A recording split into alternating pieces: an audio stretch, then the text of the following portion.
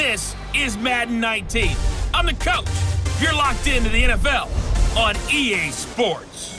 Straight ahead, we've got what should be a good one between the Miami Dolphins and the Buffalo Bills. With that, let's get up to Buffalo. Standing by at New Era Field, here are Brandon Godden and Charles Davis.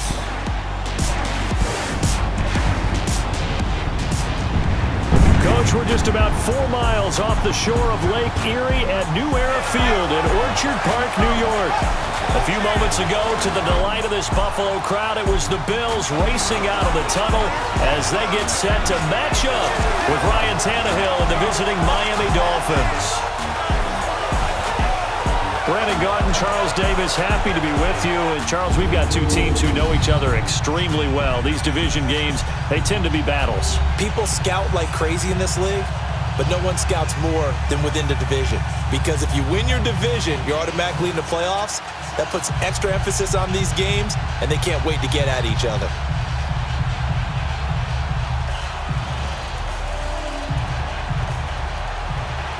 The Bills' Stephen Hauschka's got this one teed up, and off we go from New Era Field. Fielded about a yard deep. And a pretty good return here. He'll be stopped just shy of the 25 at the 24-yard line.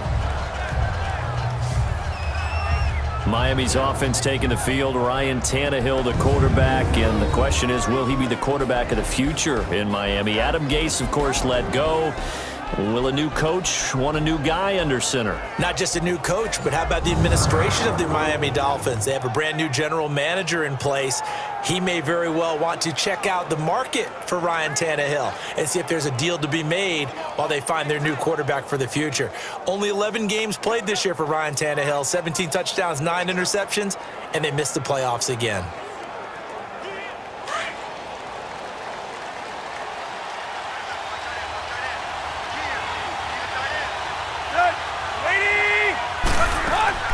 Now a play fake here on first down. Wide open receiver complete. And they're going to have this across midfield and inside the 45. A gain of 32 that time. The goal for any offense versus his own defense, find the holes where guys are available and put the ball on the receiver before any defender can step up and fill it. They did it well there. Perfectly executed crossing route.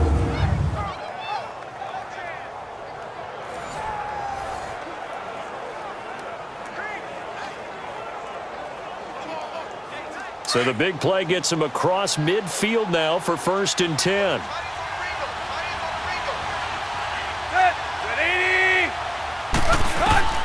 On 1st and 10, Tannehill.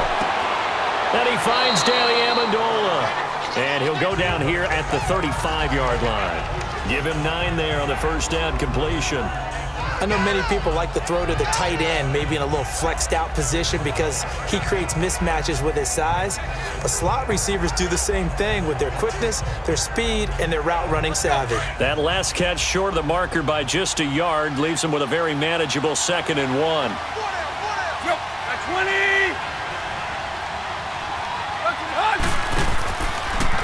Tannehill now, the option left. And this time not quite to the 30. It'll be down at the 31-yard line.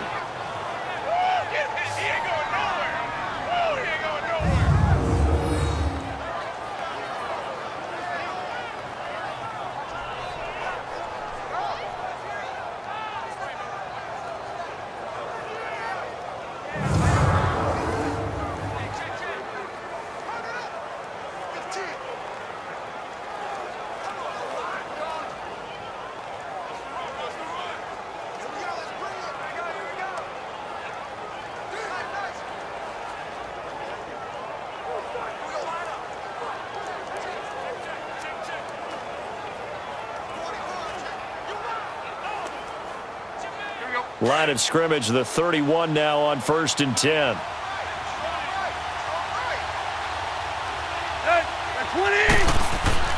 Now a first down throw, Tannehill. And he's got Amendola on the connection. And inside the 20 before he's brought down. The Dolphin passing game rolling here. They've got another first down. Well, they're piecing together a nice drive to start this one. Seems pretty scripted and pretty successful so far. And I think they did it without our help. Because you remember when we sat in the production meeting with them to talk about this, saying, hey, you know, how are you guys going to come out of the gate? I know I offered my help with a few plays, and they didn't seem to want it. I didn't offer mine. You know, you were the smart one. Whatever they're doing, though, it's working really well. First foray into the red zone for Miami. They've got a 1st and 10 at the 17. From the red zone now, Tannehill. And a quick throw here, that's complete. And he's brought down just outside of the 10 at the 11. A gain of 6 there on first. I don't think it's a surprise they're throwing the football early. We expected that. They told us they were going to come out firing, but 4 for 4 on the opening drive. They like that. They don't just like it, they love it, because now everyone gets locked in. Your confidence jumps up. Everyone's easy about what they're doing out there. And by the way, they're looking at the sideline thinking to themselves and expressing, let's keep throwing it. We're doing pretty well. Now the first carry here for Frank Gore. And he'll get this one down to about the 10-yard line. Just a gain of a yard there, and now it'll be 3rd down. And the big boys up front in the trenches. What do you think of the O-line, Charles? I love them because this is a group that's so cohesive. They know what the man next to them is going to do at all times, and they operate as a terrific unit.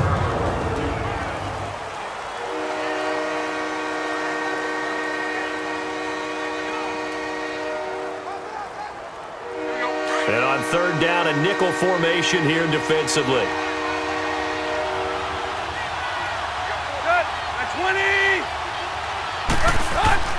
Now Tannehill. And incomplete. The contact made the ball roam free and brings up 4th down. Once you get into the red zone and the safeties have less ground to cover, you'd better be quick with your delivery. Not much space to get a ball in there. Yeah, when that field shrinks with those safeties, it's almost like there's a couple extra defenders out there, right? It certainly is. They end up taking up extra space just because there's not enough space for receivers to run through.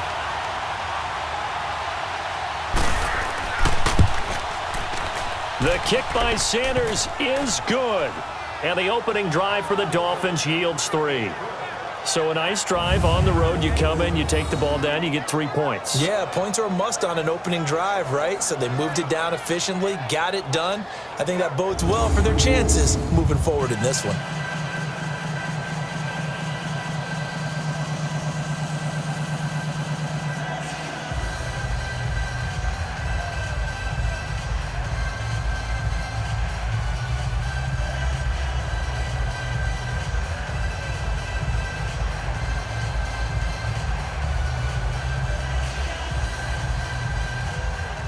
After the field goal, here comes Sanders to kick it away.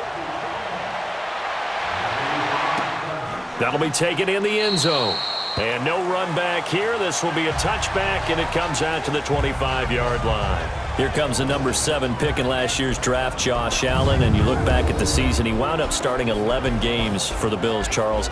10 touchdowns, 12 interceptions. So if you just look at that, not the numbers he was probably hoping for. Exactly, but what I liked about his rookie year was his toughness. Battled through an arm injury, a couple other dings along the way, kept getting up and answering the bell. The thing that threw me was how good he was as a runner. 631 yards and 8 touchdowns. Coming out of college, I knew he was athletic, but I didn't see that out-and-out running ability that he exhibited as a rookie. Allen and the Bills now with a 1st and 10 at their own 25-yard line. They go play action here on 1st down. Looking for his tight end, Clay, and it's intercepted. Picked off by T.J. McDonald. And to the 40-yard line, that's where the return stops. His tight end, Clay, the intended receiver. Well, they didn't exactly show patience there, did they? Just down a score, they come out firing right away and compound things by throwing an interception. They put their defense in a really tough spot.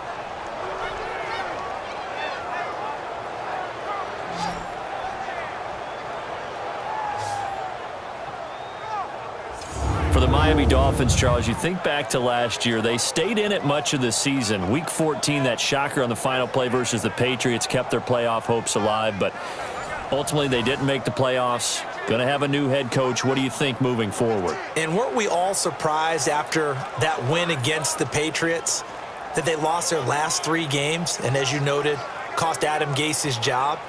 This team has not won a playoff game since December 30th, 2000. Head coach, Dave Wanstead. Quarterback, Jay Fiedler. Wow. That's a long time ago. They've got to find a way to correct that, and they'll be doing it with new administration up front, a new head coach, and maybe a new quarterback. 9 yards is the pick up there, and they'll have a 2nd and 1. Despite the blitz, they're still able to pick up a nice solid gain. The disadvantage of blitzing often alters the normal spacing and run fits and leaves creases like they were able to exploit right there.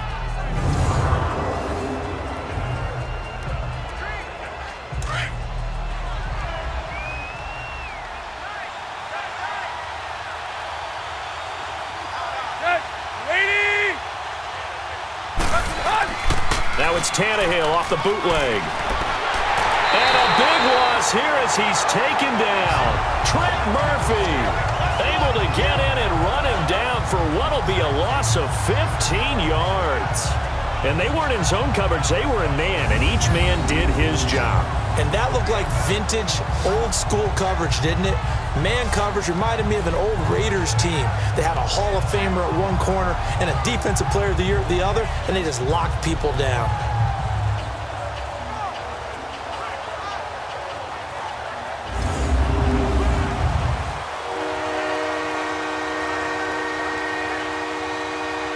So after the sack of Tannehill, the Dolphins come up here on a 3rd and long.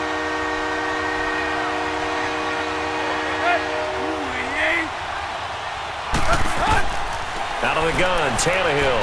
He's going to sling this deep downfield.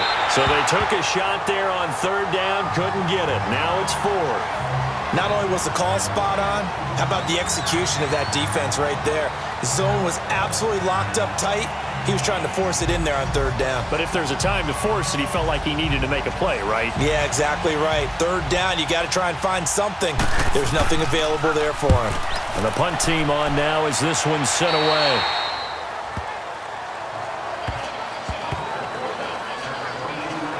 Buffalo's offense coming back out here. This is a team that regressed a bit this season to 6-10, 9-7 in a playoff team a year ago. But, and you talked about this earlier, they do seem to have their quarterback of the future in Josh Allen. They certainly do. Their goal now is to get a better offensive line to protect him. Took too many hits, had to run for his life way too many times. The defense, though, that was a revelation, although it probably shouldn't be since their head coach is a former defensive coordinator in Sean McDermott. The number 2 ranked defense in the NFL. There are things to build off of for the Buffalo Bills moving forward. Here's the first carry for LaShawn McCoy.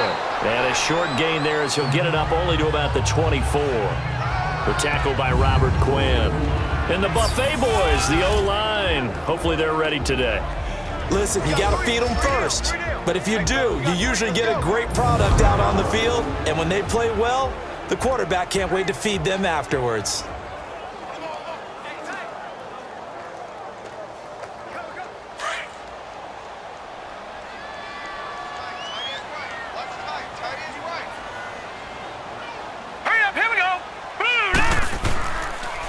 On 2nd down, it's McCoy. And he'll get this one up to the 26.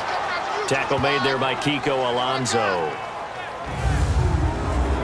And a look at the starters for the Miami defense. One of the more underrated yet valuable positions in the NFL is safety, and Rashad Jones epitomizes what you're looking for. A guy who can drop down into the box in the run game and tackle those bigger, stronger running backs.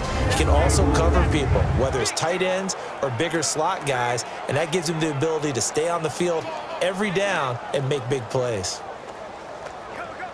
Dolphins bring on an extra defensive back on 3rd down. Now let's go. Here's Allen to throw it. He'll set up the screen to McCoy. And he will lose yardage and be backed up to the 24. Losing 2 yards that time, and now it's 4th down. I love the intelligence the defense just showed there. Read their keys, saw the screen developing, ran to it, and smothered it. What a 3rd down stop by them.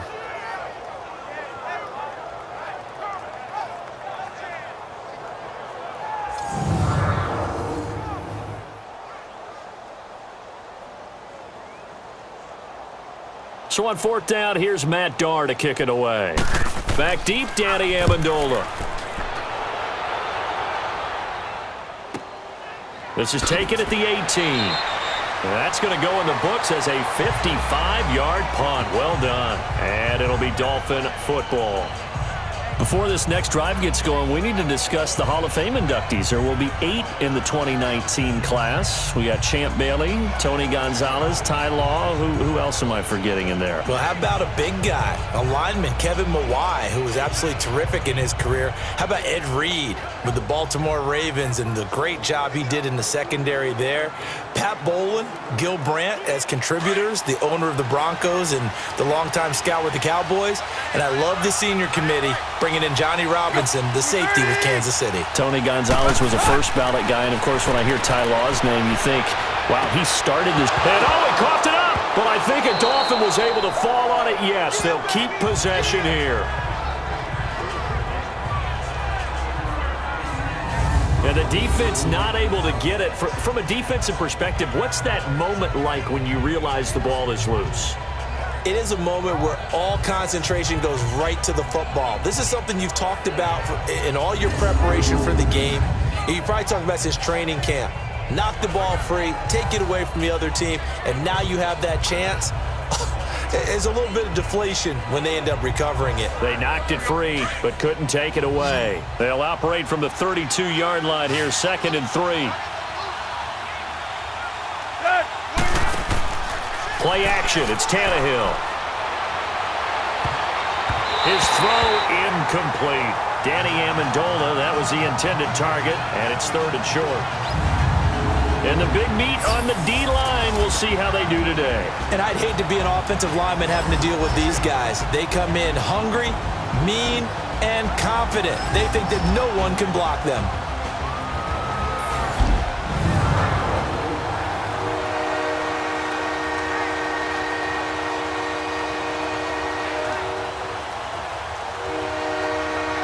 So the incomplete pass on the last play, and that leads us to a 3rd and 3.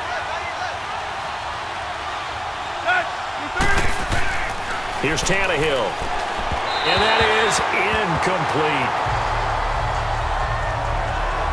And what did we talk with them about prior to the game? Their ability to move the chains, pick up first downs. So far, 0 for 3 on 3rd down. If that continues, they'll have little chance of winning this one. Here's Matt Hawk now, as he'll kick it away for the 2nd time.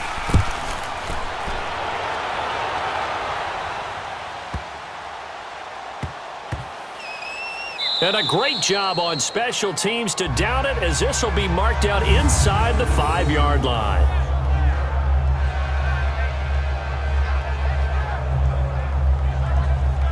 While we have a second here, let's peek back to the Super Bowl. The lowest scoring Super Bowl, Charles, in history, 13-3. And it took us 53 minutes to get our first touchdown of Super Bowl 53. Can you believe they went into the half 3-0 New England. Stephen Gostkowski with a field goal. Then they finally tie it up with Greg Zuerlein at the end of 3 quarters of the Rams knocking one through the post.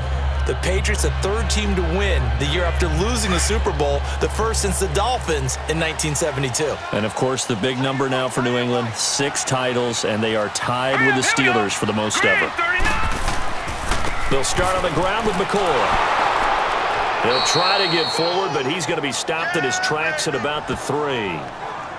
No gain on the play. It'll be 2nd down.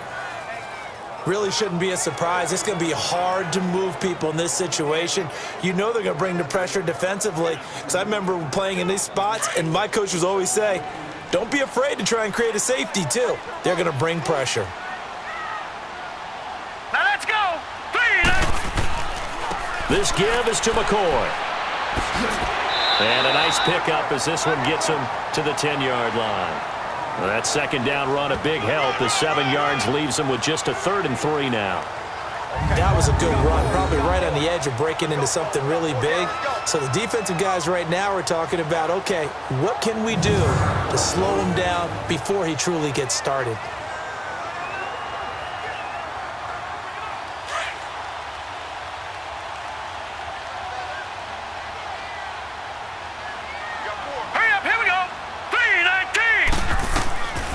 Allen going to try and throw on third down. And he's got his man. It's the tight end Clay. His first catch of the game, good for 11 and a first down. Like so many tight ends nowadays, they have no problem at all putting him in the slot and letting him go to work, and that's a nice pitch and catch right there for a first down.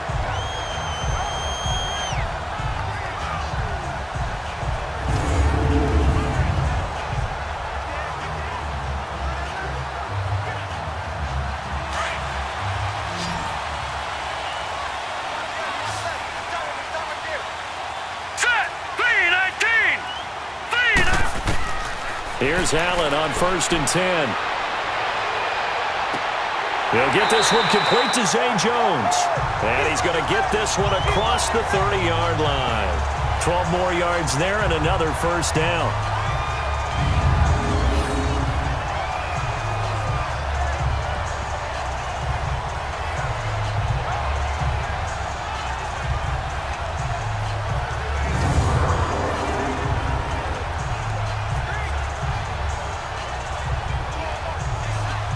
So they'll come up 1st and 10 now from the 33. Here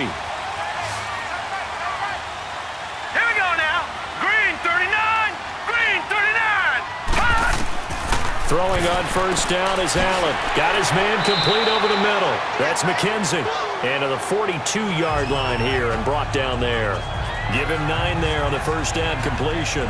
We've seen quite a bit of the short passing game here early on first quarter, haven't we? We have, and I think it works a couple of ways for this team because, number one, you throw the short game until they stop it. And if they're not going to stop it, you keep throwing it, and occasionally you'll break a tackle and turn it into a bigger gain.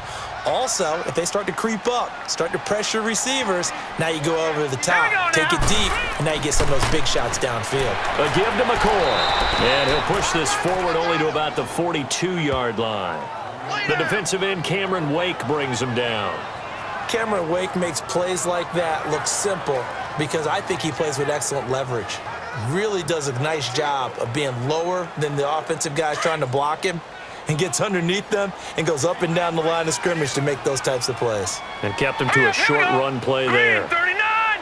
Green 39. Allen looks to throw on 3rd and 1. Throw left side complete. It's McKenzie. And he's got a first down as he's up to the 48. 5 yards is the pickup there as that extends this drive. Continuing to steadily move the ball down the field. Not big play after big play, but these moderate gains getting him first downs. And you know what they add up to, right? If you continue that pace and you continue to move it downfield, they add up into 6 points. That's exactly what you're looking for.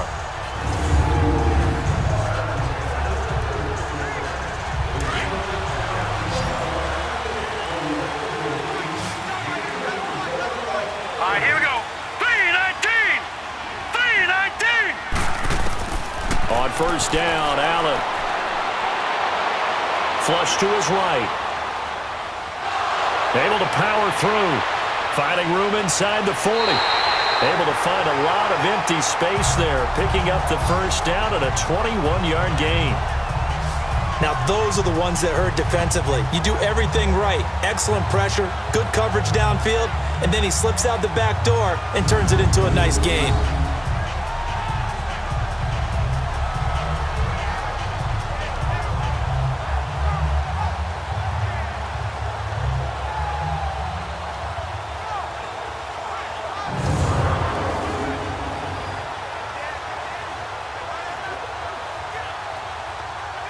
So now 1st and 10 as they've crossed into Miami territory at the 32-yard line. Hurry up, here we go. Green 39. From the gun, it's Allen. And it's a short one here, complete to the tight end. And he'll be brought down at the 27-yard line. That throw good for 4. It's 2nd down. Brandon, perfect defense in this situation would have meant that there was an incompletion. They would have picked it off. Okay, so they gave up the completion. But I really enjoyed watching how the defense stayed in sync, stayed in great communication. And as he dragged across each zone, you see him pointing, communicating. There he is, and they passed him up to each defender. Ended up making a nice play, even though it was complete. And oh, look at that, a diving catch. I know that rookie quarterbacks have to earn veteran receivers' trust, Maybe we saw that on that play with that type of effort, huh? Yeah, helping out the rook with a heck of a catch.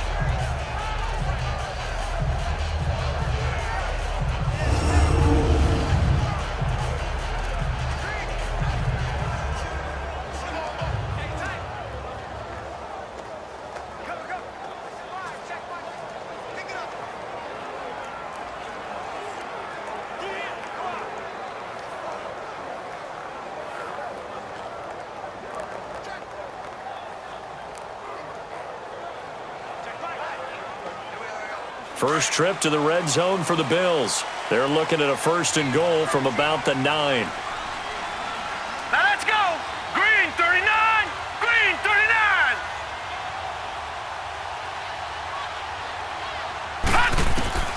So the shotgun snap to Allen. That's complete right around the 8. And here he'll get it down to the 7.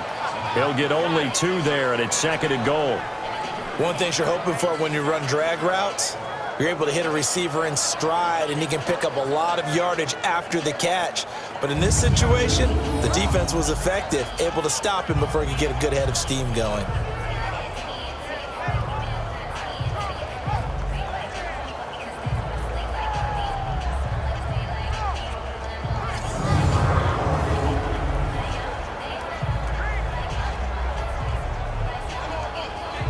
The line of scrimmage, the 7 now on 2nd and goal. Now let's go. Blue landed.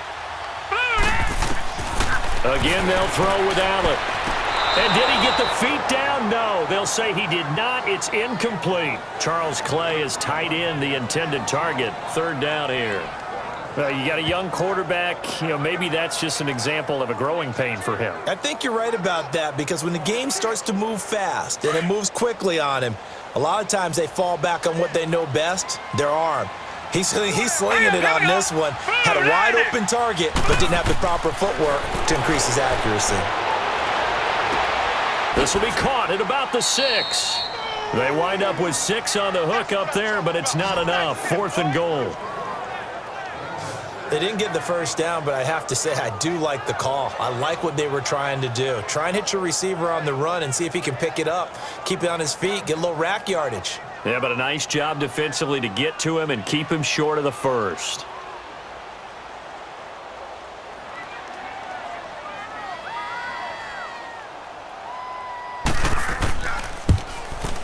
And Hauschka's kick is good. And the Bills are going to tie the game at 3. So they get the field goal, but that was a 14-play drive to get 3. You sound like you're going negative on me. I was. Sounds like you're thinking the 3 is just not that good. And people say that we're negative sometimes. So. Well, here's the deal. Getting the 3 is good. Obviously, you would think on a 14-play drive you're going to get 6 out of it. But that type of a drive can pay dividends later on because you might wear the defense down.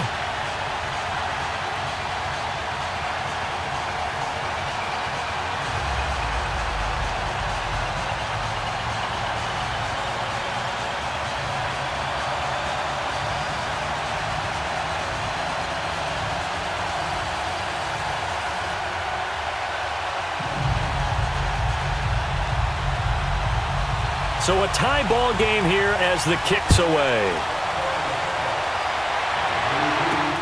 That's fielded in the end zone. And he won't return this one. He'll go down to a knee, and they'll start at the 25.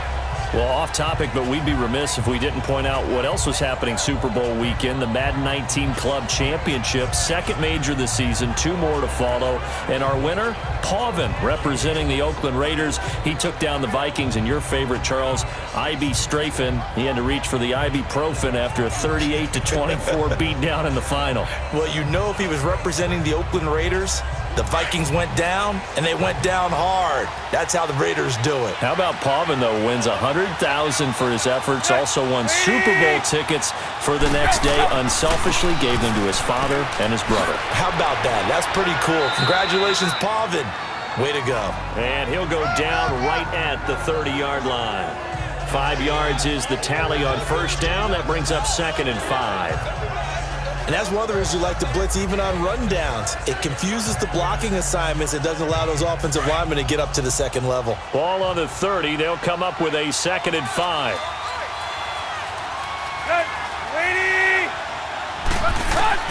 On second down, here's Tannehill. On the right side open is Gesicki. And he'll be brought down shy of the 40 at the 38-yard line.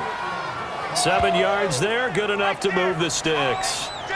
That was a route run not just with dexterity, but with intelligence.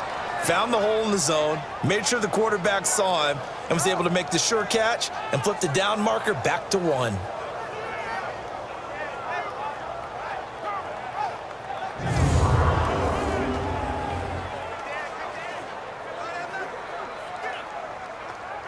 Tannehill now 6 of 10 in this first half. He's got his guys a first down here. 30.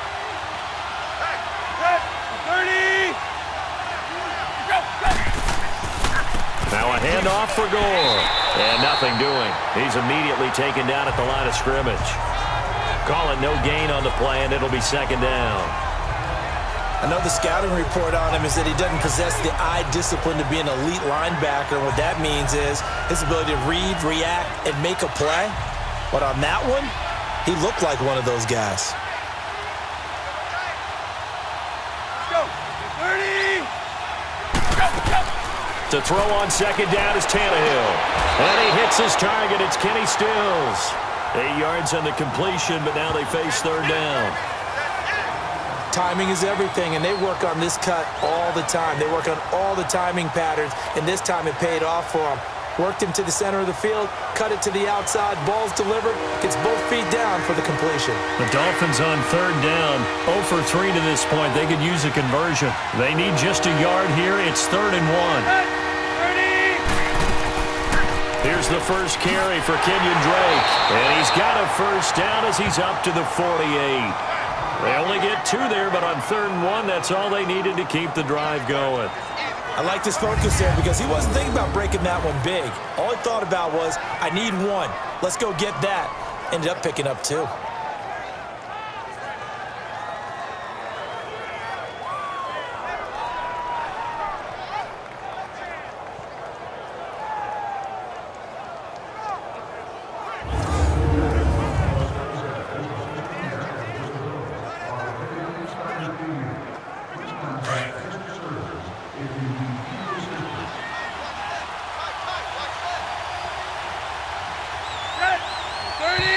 Now some movement before the snap.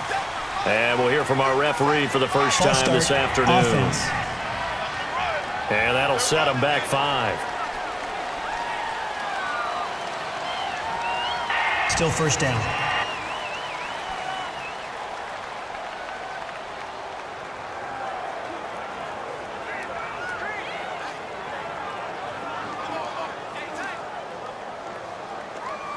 A false start backs him up 5. 1st and 15.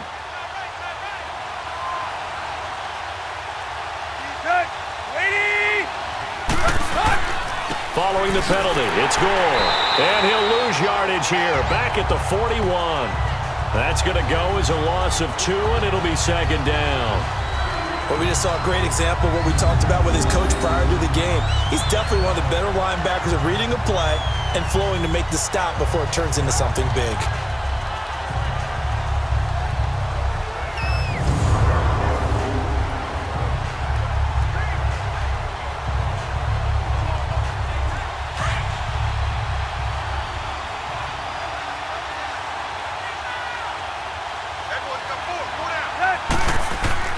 Now on second down, this is Gore. And not much room to operate as he'll get this up only to about the 41.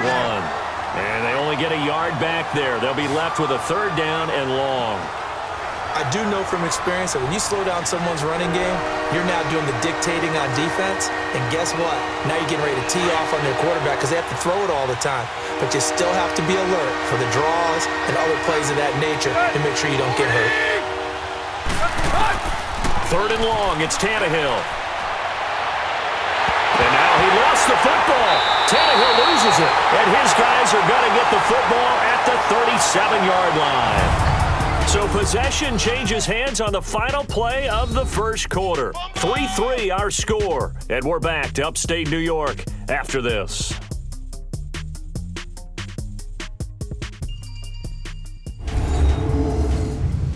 The NFL on EA Sports is presented by Snickers. you're not you and you're hungry, Snickers satisfies. With Charles Davis, I'm Brandon Gaudin. Second quarter about to get underway with the Bills in possession. They've got it 1st and 10 following the fumble recovery.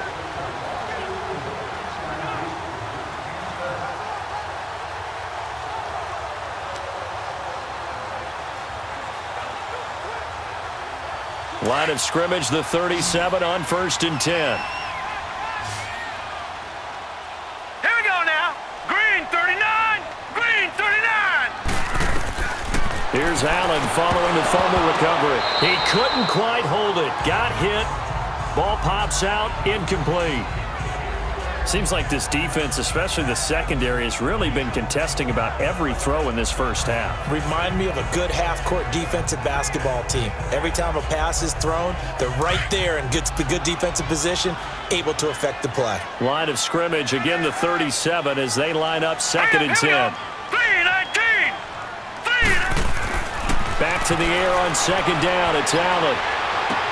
The attempt on the dive, and he has it. What a catch. It's a pickup of 17 on that one, and a Bills first down. And not all spectacular catches are the result of a pass that maybe was not thrown quite right. Sometimes it's thrown in the perfect spot, and you have to just go get it. And he did that right there. No fear there in the middle of the field.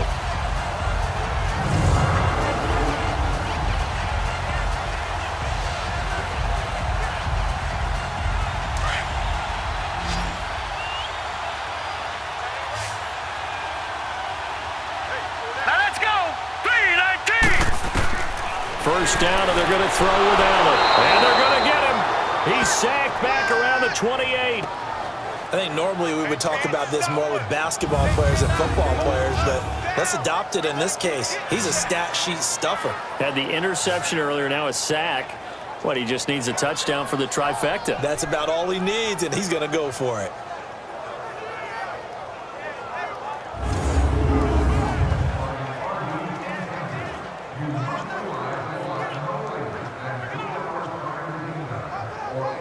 Now following the sack, they'll look to make amends on a 2nd down and 17.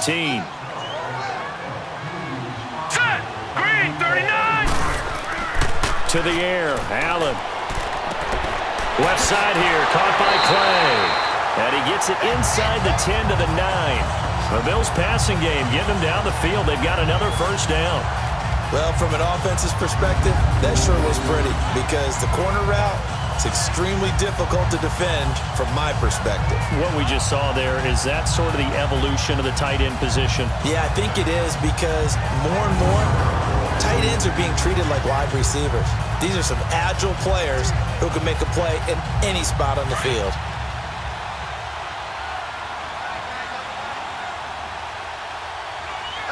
Here we go now. Blue 90. Blue 90. Now McCoy. And he'll be stopped just outside the 5 at the 6. It's a gain of a couple, and it'll be 2nd and goal. Defensively, pretty good start there with their backs against the wall. That's a win for the stop troops right there. And if I'm them, I get a little bolder now. They won the first battle. Keep coming after them. Put the pressure on them. The 6-yard line, the line of scrimmage on 2nd and goal. Here we go now. Green 39. Green. Working out of the shotgun. Here's Allen. And they're going to get him. They bring him down to the sack back at the 16-yard line. Cameron Wake. He's the one that got to him. He takes him down for a loss of 9. Second goal, last thing you need to do is get pushed backwards to take a sack. But he couldn't find anywhere to go with the football. Had to eat it and ended up on the ground.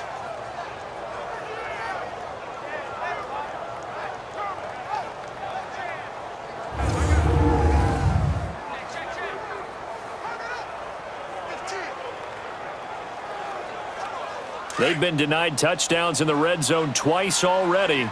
Here comes 3rd and goal. All right, here we go. Green 39. Now contact up front as penalty markers come in. Who is this against? Neutral zone infraction, defense.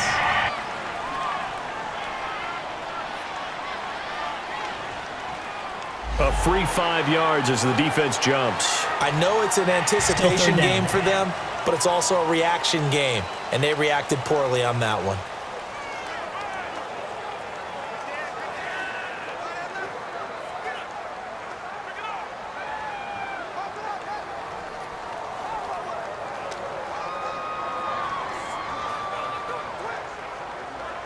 And the penalty helps, but not a whole lot. It's still 3rd and long. All right, here we go. Blue 90! Blue 90!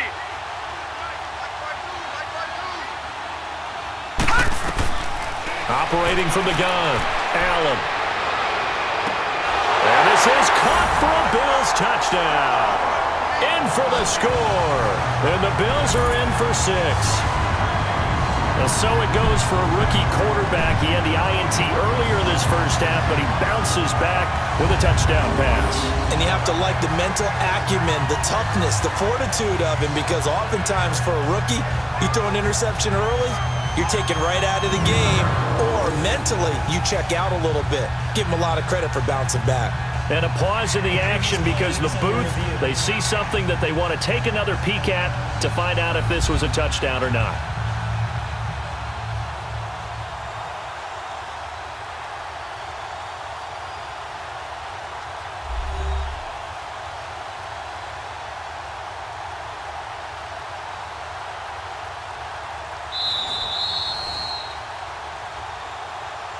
After review of the play, the ruling on the field stands. It took them an extra look, but they found out it is a touchdown indeed. The official says this one counts. Stephen Hauschka for the point after.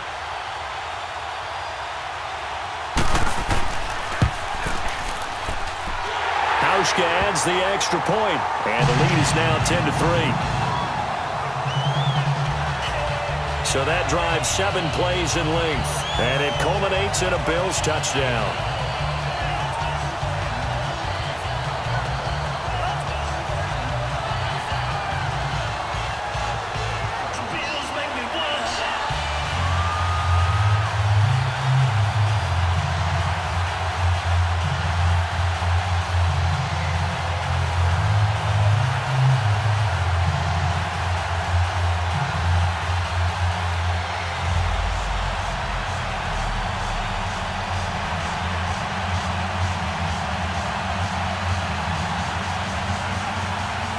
Here's Hauschka now to kick it away.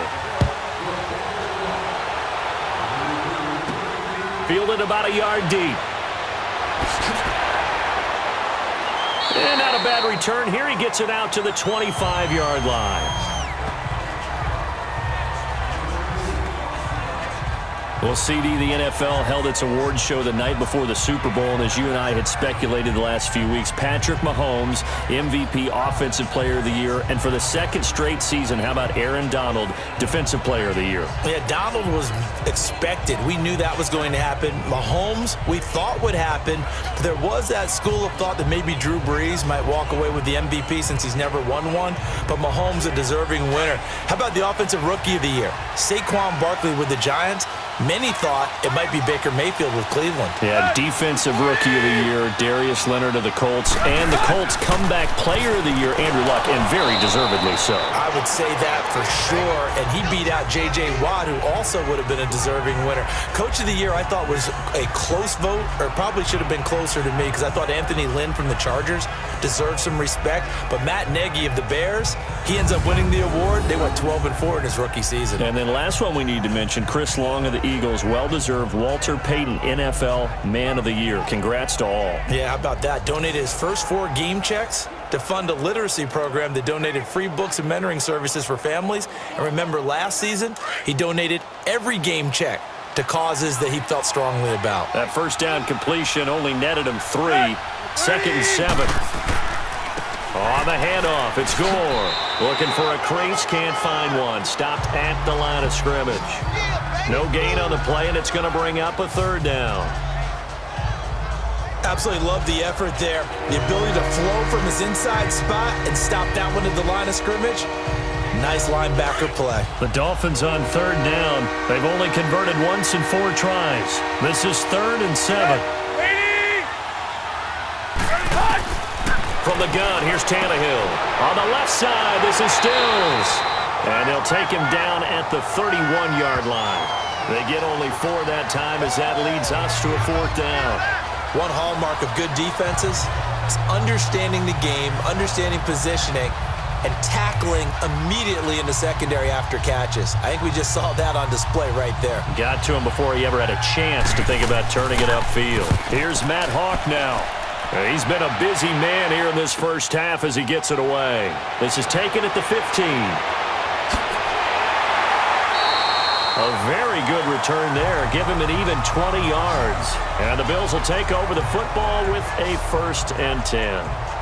Josh Allen leads the offense out for their next possession. He's got the lead here in the second quarter. He's thrown the touchdown, but also an interception.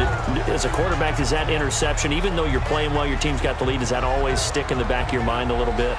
For the best ones, it just upsets them that they did that because they don't think there should be any blemishes on their record. They think that they're way better than that. So your confidence gets tested a little bit. Being able to go back out there, maybe throw another touchdown, that'll tamp that down in a big way. Yeah, because he's looked pretty good to this point. They'll start the drive with a carry by McCoy. And he'll take this one for about 4 up to the 40.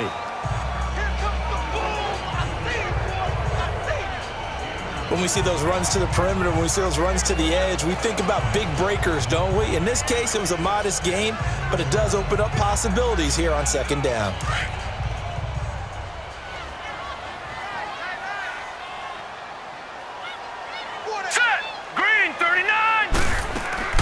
They'll run it now out of the gun. And able to get a couple as he's across the 40 to the 41. That didn't appear to be a run blitz. He just darted in once he saw the run develop. That appeared to be a case of see ball, get ball.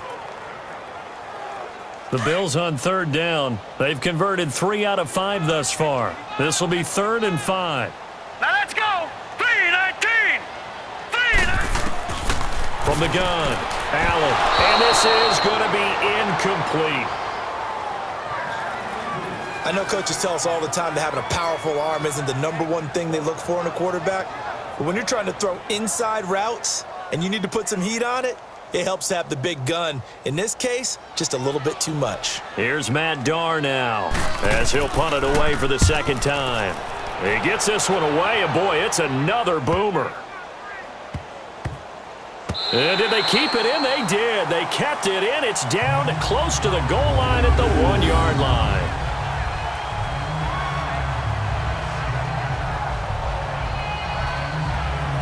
And our focus now shifts to Frank Gore. He's just been looking for some space. Yeah, I'm not going to pin it on him or the offensive line, but they need to get this run game going better. Sometimes you just have to credit the defense. They came in with a plan themselves. So I think now you try and mix things up a little bit. Get the ball in the hands of some other people, find some other playmakers, but always let the defense believe that he's still a threat. I was going to say, don't forget about it. No, don't take him totally out of the game.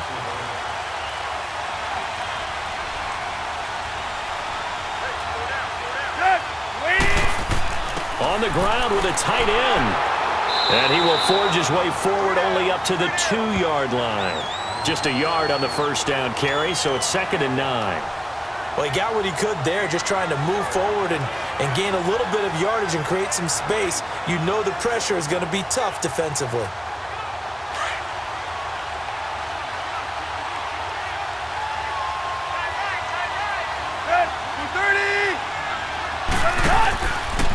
Now it's Gore. And he'll get this only up to about the 3-yard line. Just a couple on the pickup there, and now it's 3rd down. And the big fella stuffed that one up in a big way. I think doubling him has to be a priority because you can't move up to the next level if you don't take care of him first. Facing the prospect of a punt from their own end zone, they need some cushion. Let's see what they can do on 3rd down.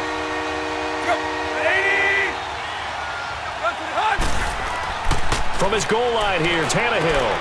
He rifles one that's intercepted. Picked off by Micah Hyde. And he'll be brought down around the 7-yard line. Well, they were obviously backed up. Had a little bit of space from the goal line, snapping it from the 3, but still trying to throw it. And yeah, exactly. This is where hindsight is 20/20 comes into play, right? Seems like a good idea to throw the ball there. Maybe you'll surprise him and catch him off guard. Instead, you've created a turnover, put your defense in a bad spot.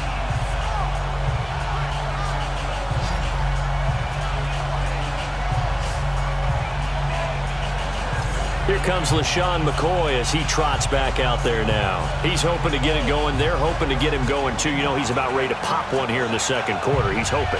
And his offensive line teammates, they want to get one of those, too, because they want to continue to run the football. Most offensive linemen like that part of the game better than pass protection because they're not taking blows. They're actually dealing them out. So what they want to do is show the coaches, hey, if we pop one, we're having success. That way they won't go away from the running game. He'll be hoping to pop one, break one here this go-around. Here we go now. Blue Niners. Blue Niners. They'll try and run for it on 1st and goal. And he'll work his way closer to the goal line as he's got 5 down to the 3. When we talk about being on schedule, I think they're on schedule after that run, getting it right down there on the doorstep. Maybe even a little bit ahead because now the defense can't dictate with pressure. They're guessing about where you're going to go. I might come right back at them with the same play, the same set, and see if they can stop them. On 2nd down, here's Allen. And that is caught. Touchdown, Buffalo. Robert Foster from 3 yards out. And the Bills will add on to their lead. So a tiptoe catch back in the end zone. So tough to do, but he made it look pretty easy. Certainly did, and the back of the end zone is treated the same way as the sideline. You have to get your feet down in bounds for it to count as a catch. How about the backgrounds of some of these guys, though? Did they work on it? Maybe some of them were ballet, some dance, who knows? Yeah, you and I were talking the other day. I remember one of my favorite kids shows growing up. I don't know that I want to name it, but guys like Lynn Swan, they used to be on there showing their ballet skill. And you have to remember when they were kids and their parents would tell them to take the ballet classes, you know they were fighting them like crazy. But right now they're saying, thanks, Mom.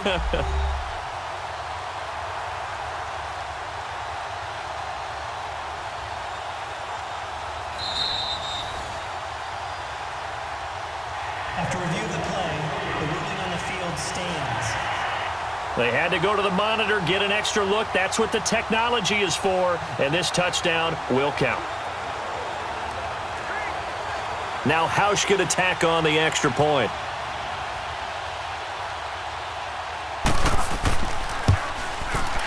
Hauschka with the extra point, and the lead is now 17-3. They had the short field, and they made quick work of it. Just 2 plays to get into the end zone.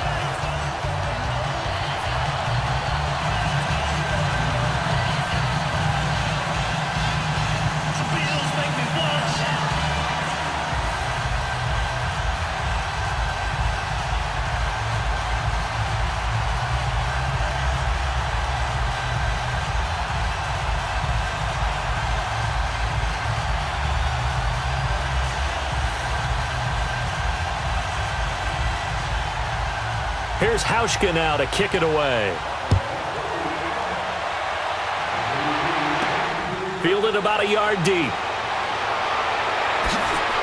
And a nice return sets him up pretty good here at the 30-yard line. The Dolphins offense now ready to go back out onto the field. And following the interception, just any interception, are you a little bit more cautious when you start that next drive, or no, you just throw that out the window? I think you are. I don't think that there's any way you can run back out there and go, totally didn't affect me. Let's just go ahead and be loose with the football again.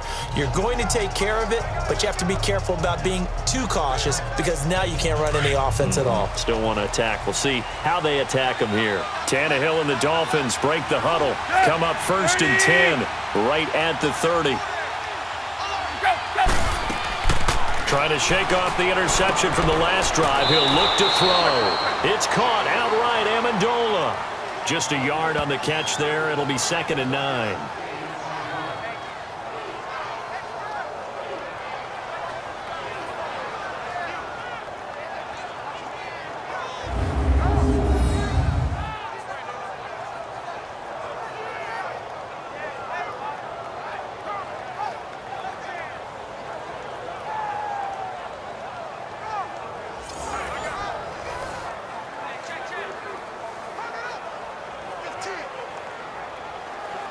They only got a yard out of that last completion, and that makes this 2nd and 9.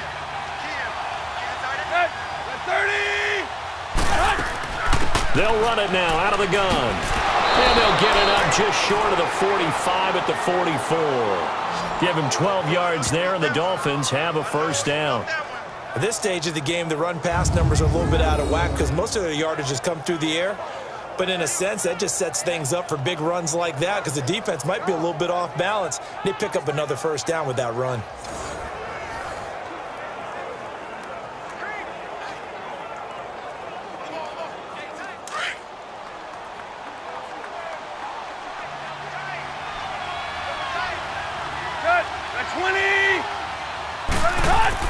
They go play action here on first down. And his throw here is incomplete. Let's face it, if you want to get back into the game, these are the kind of throws you got to hit. He's wide open right there.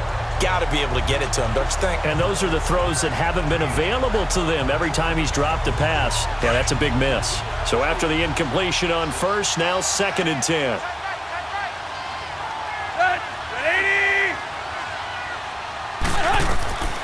Out of the gun, Tannehill. It's incomplete. Took a shot, couldn't connect. Albert Wilson, the intended receiver there. And it's 3rd down. Oh, boy, partner, did that just happen? I've got my hand over my eyes right now because, like him, it's going to haunt my dreams, too. He was wide open. How did he overthrow him there? Defensively, just very lucky. You know that they got away with one there.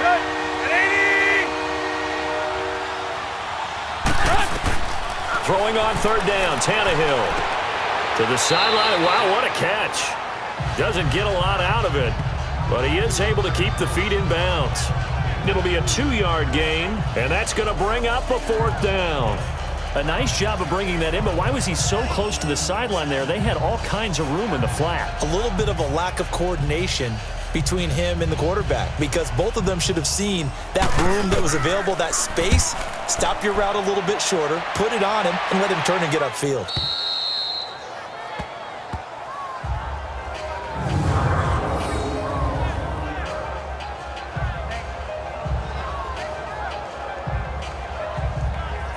Here comes Josh Allen and the Bills offense back onto the field. And he's looked pretty good. Does have the 1 interception, but 2 touchdown passes so far. Your analysis? They'll take the offset. When you talk about throwing 2 touchdown passes, no one wants to see an interception thrown, but those things happen in the course of a ball game and over the course of a season. But throwing 2 touchdown passes, that's why the team has an advantage. That's what they're looking for more of. He'll be hoping to make it a 3-to-1 ratio here in the 2nd quarter.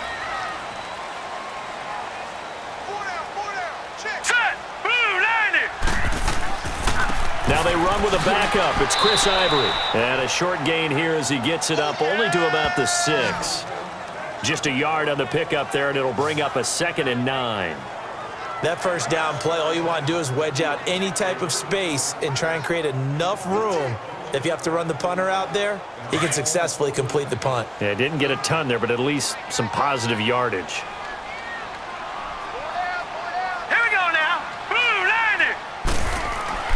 Now Allen throwing on 2nd down. Over the middle and caught by the tight end Clay. And they'll bring him down right around the 13. The reception good for 7. It's 3rd down. That's a staple of this offense. Drag route to the tight end. Yeah, he's unable to use his size to break off much more yardage after the catch, but still an effective gain nonetheless.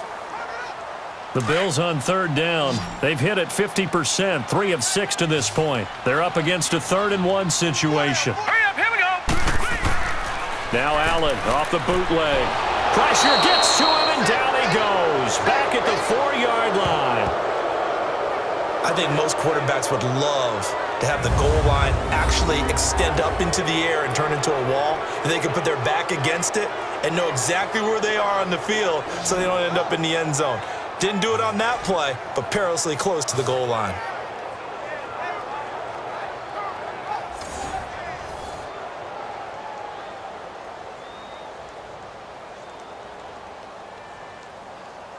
Here's Matt Darr now as he's on to punt for Buffalo. So a short drop, but he's able to get it out, and this is a good kick. Fielded at the 33. A nice job on the return there, 16 yards. And the Dolphins will begin this drive in great field position, 1st and 10. The Dolphins getting set to go here. These guys had to punt their last possession, and that's become too familiar of a refrain. Too many of these drives just wound up going nowhere. But you know how in baseball, when the pitcher gets a base hit and he's on base, they bring his jacket out to him to keep him warm? A lot of times the punter goes to the sideline, puts on sweatpants or a wrap over his leg to keep it warm. He might need a massage from the trainer right now from all the work he's getting. Tannehill and the Dolphins break the huddle. Come up 1st and 10, right at the 50-yard line. From the 50, it's Tannehill. Going for the deep ball. And at the 7-yard line, the catch is made. And he is down deep into Buffalo territory. A big play there for the Dolphins. 44 yards.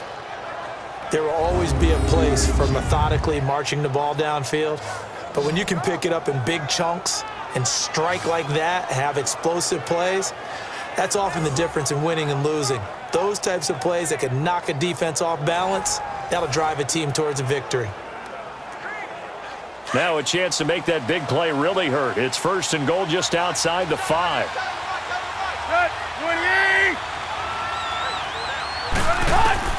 A shotgun snap for Tannehill.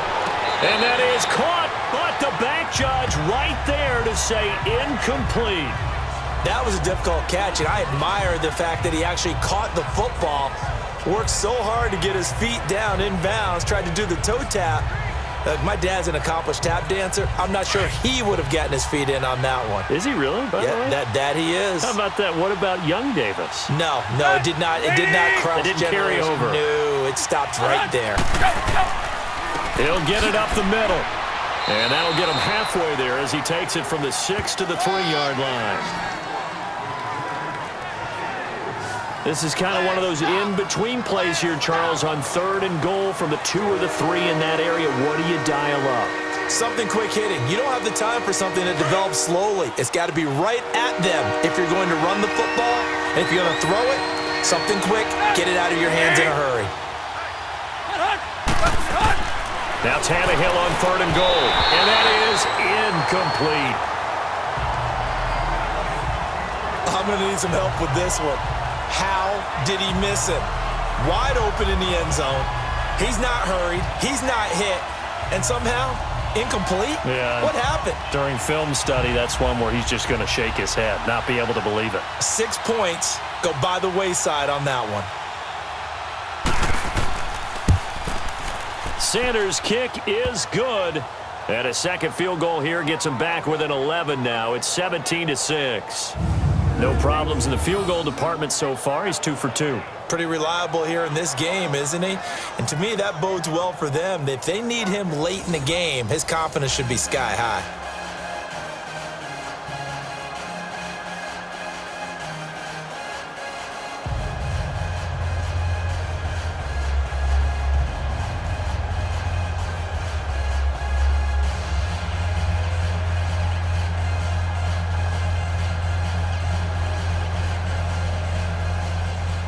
After the field goal, here comes Sanders to kick it away.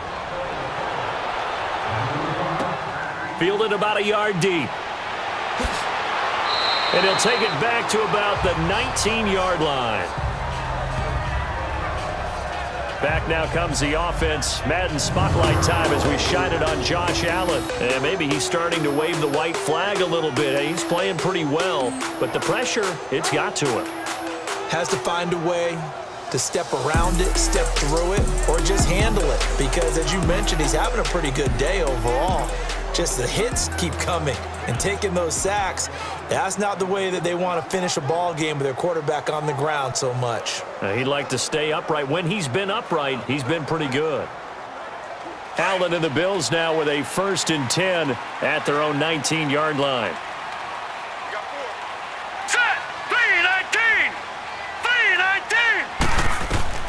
Throwing on 1st down is Allen. And it pops free. The collision there jarred the ball loose and brings up 2nd down. Didn't have a receiver open downfield, and as it turned out, Couldn't even find his outlet man because of the coverage. It was way too tight, unable to find anyone open. So now 2nd and 10 after the incompletion on first down. Here we go now. Blue 90. On play action, Allen. And his throw's going to be incomplete. You've always been very good about checking my math. Am I correct? That's the first time that it's been incomplete when they've thrown it to him? Yes, he had caught every other ball coming his way. So they feel like they've got something really good going there, and they're going to continue to go there until the defense makes an adjustment and takes it away. Well, they finally made an adjustment there. We'll see if they can build on that stop.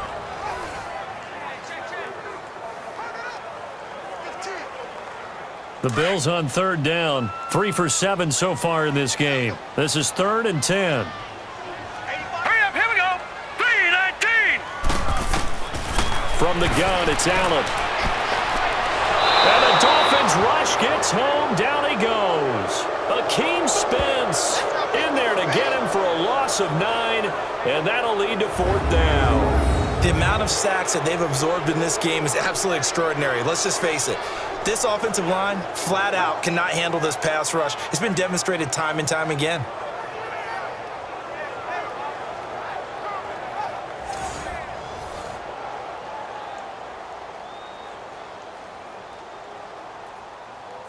Here's Matt Darr now as the drive goes backwards, so he's on to punt it away.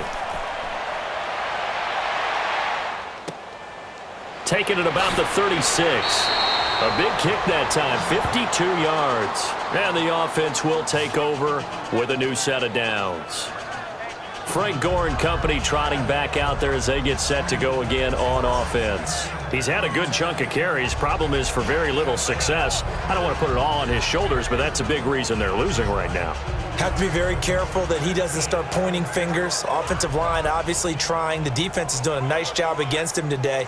When it's all said and done, it's all about the guy in the mirror. He has to get it done better going forward. See if he can look and do some soul searching now. Tannehill and the Dolphins break the huddle. Come up 1st and 10 at their own 42. Drake will start the drive on the ground.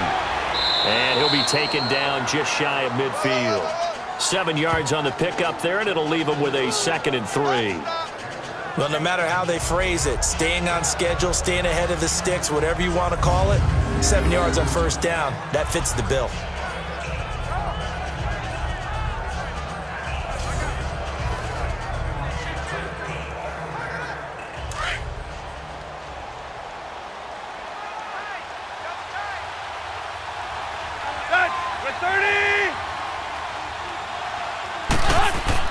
Here's Tannehill now on 2nd down. And it's a short one here, complete to his tight end. And they'll work this down to the 40-yard line, tackled there. He's up over 50 yards receiving now in this first half. It's a 1st down. How about the timing on that one? Boy, they were in sync, weren't they? 3-step drop, ball's out of his hands, right to the tight end. Nice completion, just like they do it in practice.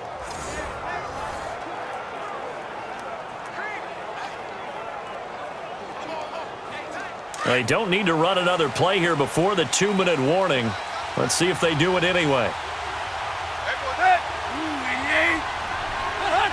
Laundry on the field. This is going to be a false start on the offense.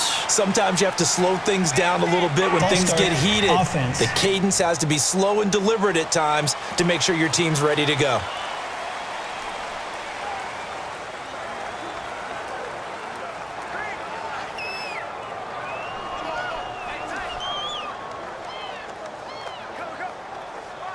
A false start backs him up 5, 1st and 15.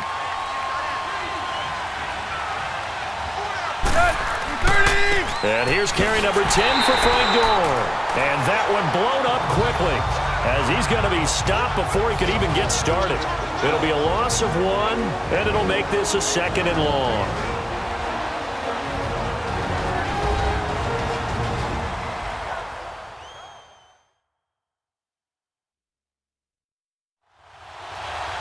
We remind you that coming up at halftime, we'll pay a visit to Jonathan Coachman. He's in Orlando, and he'll have our EA Sports halftime report.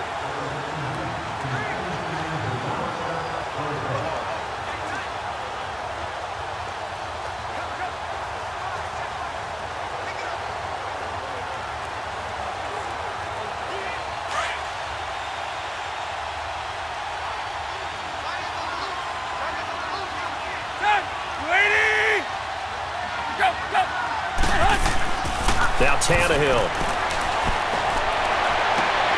And he's got Amendola on the connection. And he'll go down shy of the 40 at the 41. That catch good for 5. It's third down. From the gun on third down, Tannehill. And he is out of bounds, but not before he's inside the 30. A Dolphin first down as Tannehill is on target to the former Patriot Danny Amendola.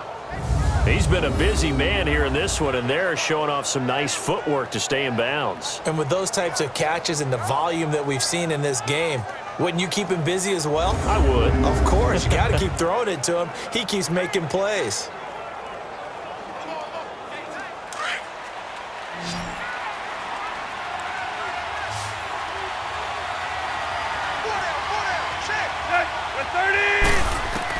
On 1st and 10, Tannehill. That is caught at the 7. And they will eventually get him down, but he's inside the 5 all the way to the 3. That one goes for 24 yards. I know the halftime's approaching, but I don't think he's going to want to take a break. That's his 5th catch. Yeah, they've really been targeting the tight end.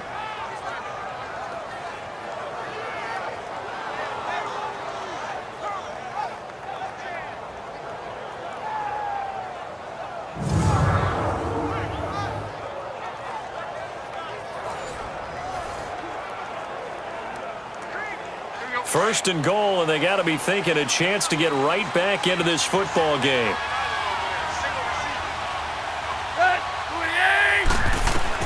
Again, Tannehill. And he will take it in for a Dolphins touchdown. Danny Amendola from 3 yards out. And the Dolphins have got it back to a one-score game. I wonder if he changed anything on his play sheet or they just executed better. Because they had 2 previous drives that ended in field goals. Before this one, they finally were able to put into the end zone. Well, whatever he did, speaking of the offensive coordinator, might be using that formula going forward. It worked there. Yeah, it worked very well. He and his field general in pretty good sync right now. They're starting to move the ball well. Oh, they get to the football. It's blocked. This is going the other way. But he will not be able to bring this one back, and the extra point attempt unsuccessful. I know it's easy to kind of shrug off a blocked extra point, but this game is shaping up to be a tight one. The second half, this could prove crucial. Yeah, we might look back on this one. We'll have to wait and see.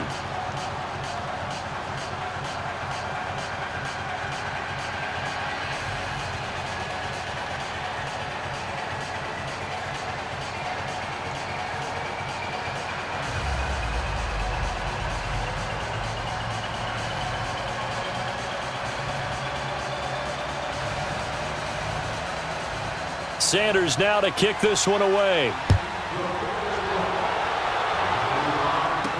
This is fielded a couple yards deep. And all that work, but he stopped where he ultimately would have been had he simply taken a knee, and that's the 25-yard line. Josh Allen leads the offense out for their next possession. They've got the lead. He's a big reason why, looking sharp so far. And as we travel around the league, we see quarterbacks get it done in a variety of ways. But today's NFL does tell us one thing. If that guy doesn't play well, their team's not going to win. And right now, he's got his team in the lead. And now they'll look to extend that lead.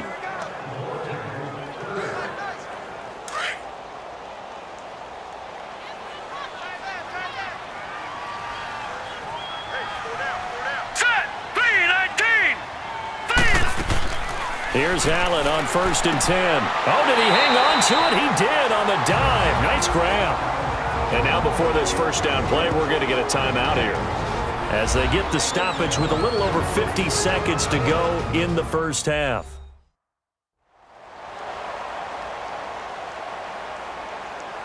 So the offense takes the timeout, and they are back out and ready to rock.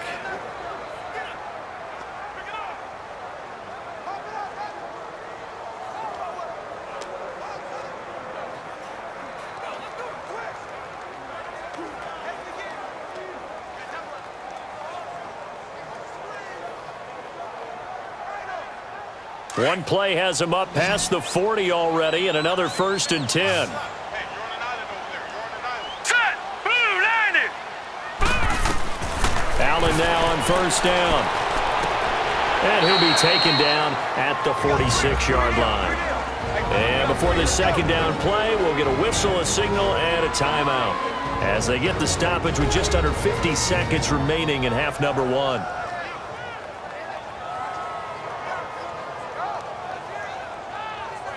And we're back. The offense had a chance to talk things over, and we'll see what they come up with here on this next play.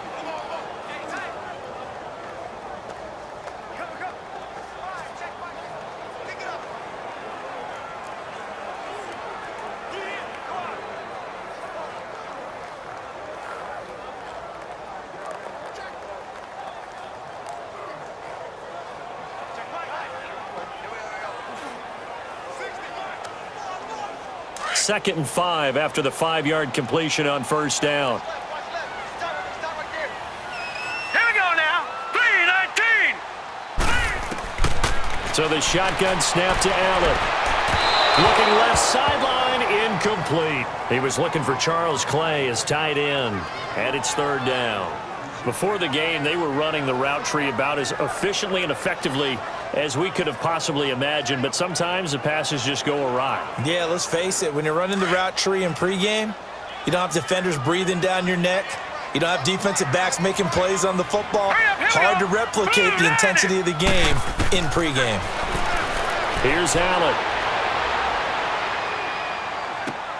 Man open right side. It's the tight end Clay. And he'll work it across midfield inside the 45. Give him 10 yards there as this offense is on a roll. This drive continues to plunge forward.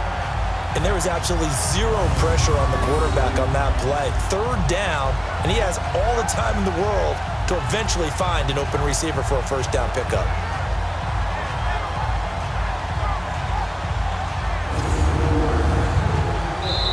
And now we won't see a play on 1st down. We're going to get a timeout instead, as the clock will stop with 21 seconds to go here in the 1st half.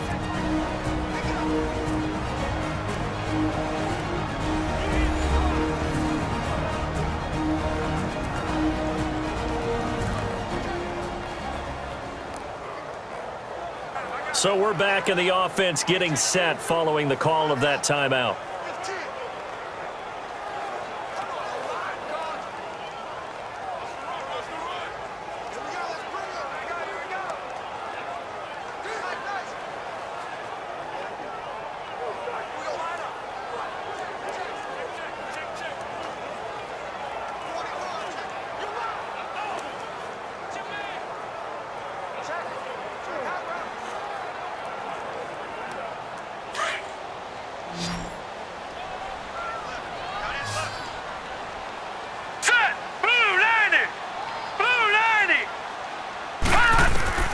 First down, and they're going to throw with Allen.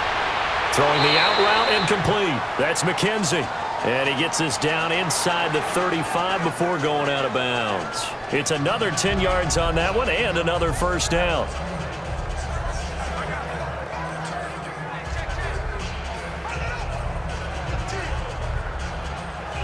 So out comes the field goal team now for the 2nd time here today. On the right hash, officially this will be a 51-yard attempt.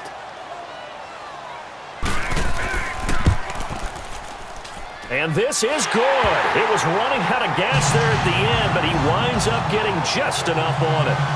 And that'll push the lead up to 8. Still a little bit of time left here in the 2nd quarter, but they do get 3 before the half and expand that lead. And they have to be happy about that. And we haven't met a team yet that doesn't put an emphasis on trying to get points on the board in the last 2 minutes of a half. They'll be real excited to have those up on the board.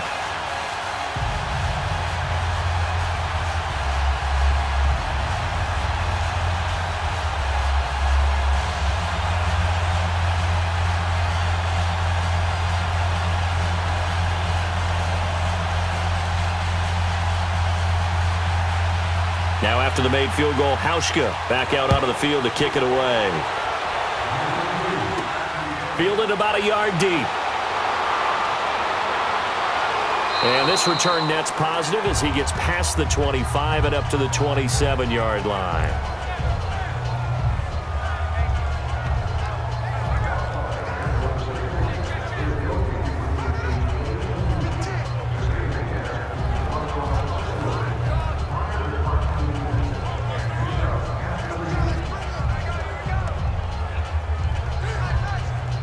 9 seconds to play, likely the final snap of the first half as it's 1st and 10.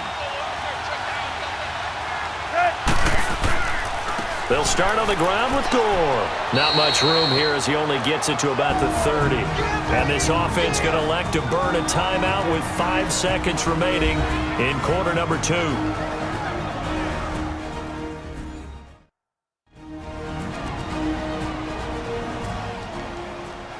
And we are back here. I'm Brandon Gaudin alongside Charles Davis. So the offense takes a timeout. And now we're set to get going.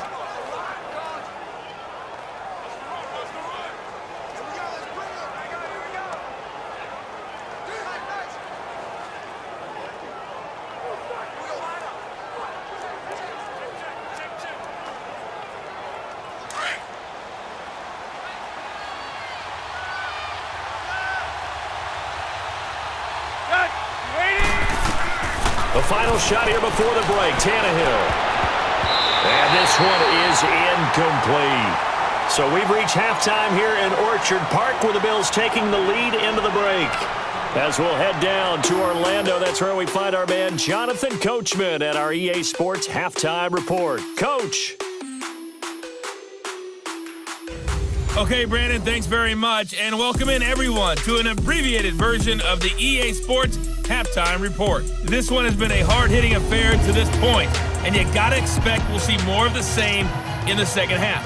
And to bring the action your way, let's get it right back out to Brandon Gaudin. Okay, Coach, appreciate it. A one-touchdown game here as we get set to resume play in the second half.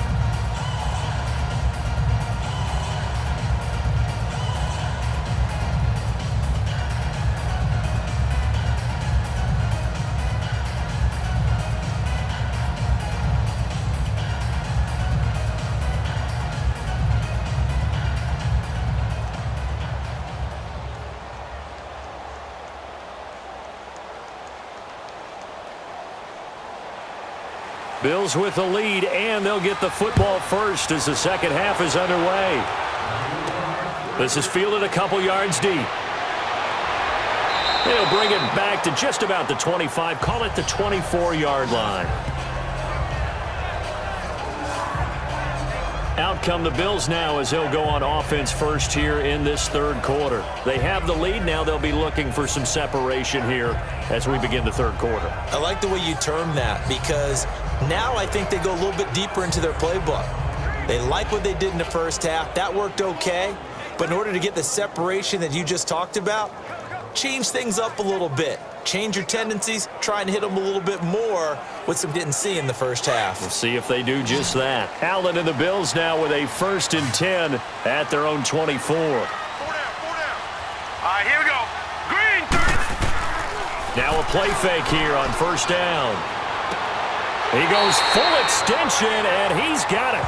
They may want to go back to that one. First play of the drive, good for 15 and a first down. To me, there's nothing like watching rookie effort in the NFL. So excited to be there.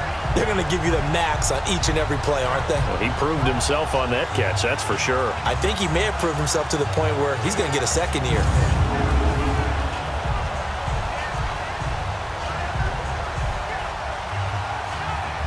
From up near the 40 now after the big play to start, here's another 1st and 10. Now let's go. 3-19. On first down, Allen. That's Foster hauling it in over the middle. And he'll be taken down, but not before he works it past the 50. It's a gain of 13 and a Buffalo first down. That was a nicely run slant route, and what the receiver's trying to do is make the defender think he's going upfield for a deeper route, and then breaks it off, usually after about 3 to 4 steps, and cuts towards the middle of the field. And now what he's trying to do is use his body to keep the defender away from the football and give the quarterback a really nice target. Back-to-back good plays have him on the move on first down. Hurry up, here we go. And here's Allen throwing on first down. Throwing over the middle, and it's incomplete. Let's face it, perfection is something we all chase, whether it's playing this game or whatever we do. Hard to attain, but that's what they were searching for as that pass goes incomplete. An incomplete pass on first down. That leads to a 2nd and 10.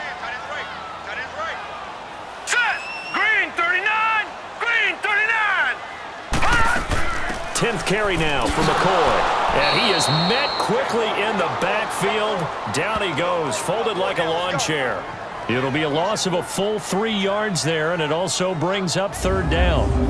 I enjoyed watching Robert Quinn in pregame warm-ups with you down on the field. Did it surprise you how tall and angular he is? You wouldn't think he'd be able to play against the run that well, would you? But he can, and he showed it right there, didn't he? That's that wrestling background he has. He understands leverage as well as anyone in the game. A big-time wrestler in high school. He didn't lose very often. 3-time heavyweight state champ in South Carolina. Here we go now. Blue line. On 3rd and long, it's Allen. Oh, he's got a man wide open, complete. And past the 35, he'll be dropped a yard or two shy of the 30. That'll put him at 66 receiving yards now for the game, and he's got a first down. And that's one of his advantages of a passer, is it not? With his height, setting back there in the pocket, firing it over the middle, he can really see everything clearly. It is, and I know that other quarterbacks get it done different ways, all right? You don't have to be his height to make a great play. But what he does is he takes away having to make those slide steps in the pocket to find angles to throw the ball through. He just throws right over the top of it because he can see everything, and sometimes that saves time and gets the ball to a receiver quicker. And now a throw on first down there, but it's incomplete. All right, that one fell incomplete there, but the best quarterbacks, they'll miss on 40% of their throws, somewhere in that neighborhood, similar to a great hitter in baseball who's going to fail 7 out of 10 times and still have a great year. In this case, you want perfection, but way better that it hits the ground instead of going to an opposite color jersey. Back to the air on 2nd down, it's Allen. And this time he's got the hook up. It's complete. And they'll be inside the 25 now at the 24. And they'll get 9 there as that sets them up better for third down. Let's not quibble about the gain there on 2nd down. That was a positive play because that was a take-what-you-can-get situation. Got out to the tight end. Now it gives them a much better opportunity to convert on 3rd down. The Bills on 3rd down. They've hit on half of them, 5 for 10. They need just a yard here. It's 3rd and 1. All right, here we go. 3-19. 3-19. They'll try and run for it with McCoy. Call it no gain that time, and they're going to be left looking up at a 4th and 1. Now, they struggled to get him rolling on the ground in the first half, and that's sort of continuing here in the 3rd quarter. Yeah, but I don't think it's time to abandon the running game. I would say keep feeding the horse, and I believe he'll eventually reward them, especially as we get deeper in the game.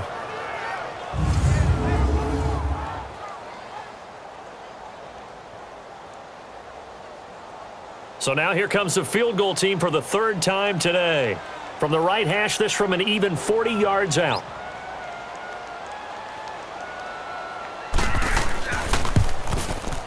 And Hauschka's kick is good. And that will bump the lead up to 11. So 3 field goals that he's hit now. This last one helps him stretch out the lead. He's been solid, hasn't he? And he lives up to the adage that every offensive coach has ever said to us. We want to end every possession with a kick, right? For them, it's either extra point, field goal, or at worst, a punt. In this case, it's been 3s.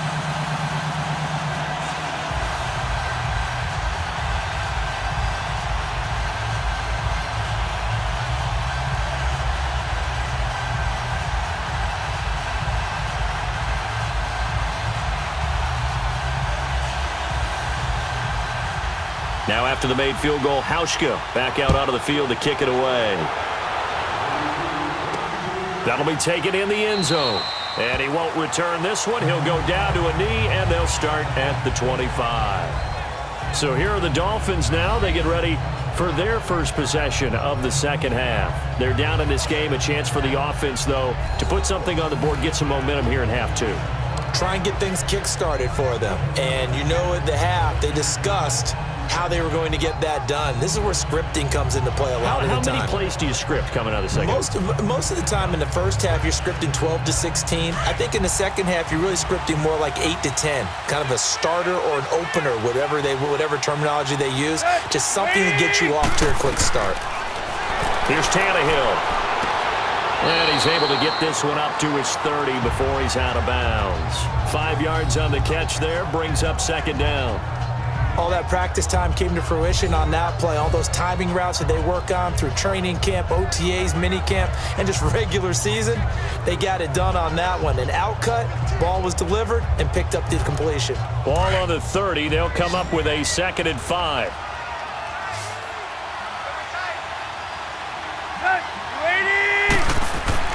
To throw on 2nd down is Tannehill. And it's a short one here, complete to the tight end. And they get him down, but not before he takes it across the 40-yard line.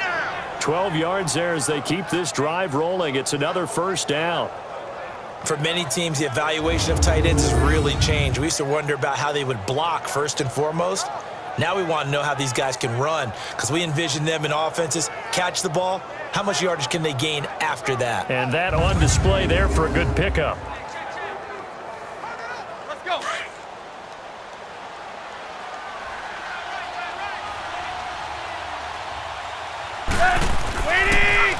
On 1st down, it's Gore.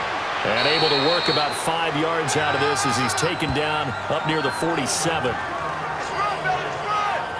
Running lanes were at a premium in the first half, but he's able to find some room there, and he's hoping that that's a precursor of a big second half.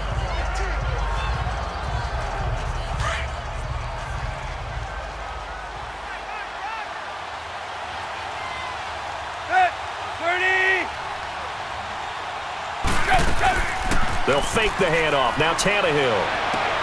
Looking for Stills here, and it's intercepted. Tre'Davious White with a pick. Stills the intended target. That was a really nice interception. I think it illustrates the differences between playing man and playing zone. When you're in man, all you're focused on is the receiver in front of you. But when you're in zone, you're allowed to read the quarterback's eyes and go to the ball. That's exactly what happened on that play.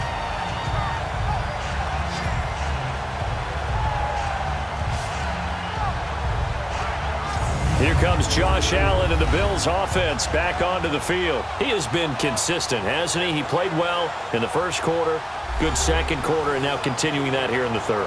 And that's the word that they're always seeking from the guy taking the snaps, is consistency. Taking care of the ball, making sure it gets to the right people, no errors, right? Not turning it over, and just doing all the right things. That's leadership, and it inspires confidence in a team. Yeah, been a good leadership and a good distributor. Hurry up, here we go. So after the INT, it's Allen. Escaping the pressure right. Nice work to get 7 out of that, and it's 2nd down. Now, that was not a bad scramble there on 1st down. He didn't force it, nor did he throw it away. He was able to take off, and now he made it a very manageable 2nd and short.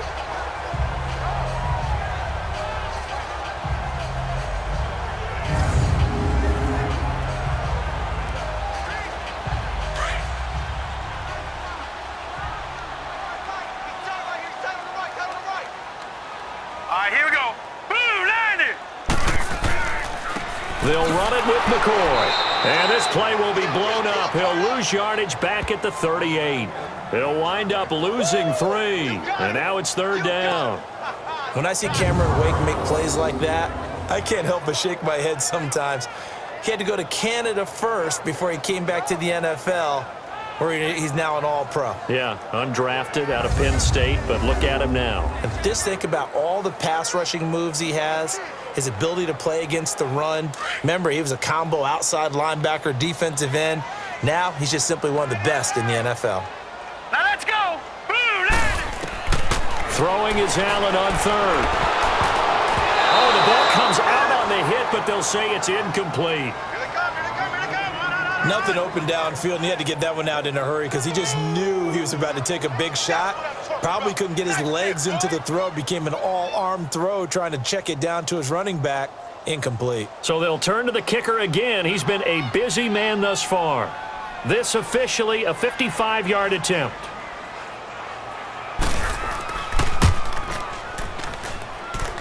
That's on target, but it's no good. He had it on line, but it came up just shy of the crossbar. And this score will stay right where it is. Well, he's got a big leg, and when everything comes together, he can certainly hit from long range, but this one's going to come up just a little bit short. A very good effort, though. Out comes the Miami offensive unit now. They get set to take over.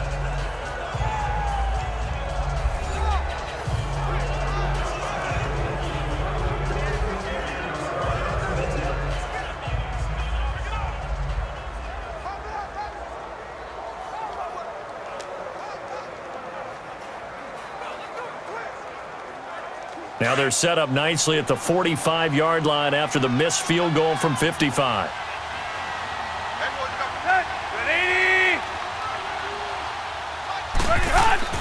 Trying to shake off the interception from the last drive. He'll look to throw. And he'll be out of bounds just shy of the 40. Give him 13 yards on the opening play of the drive and also give him a first down.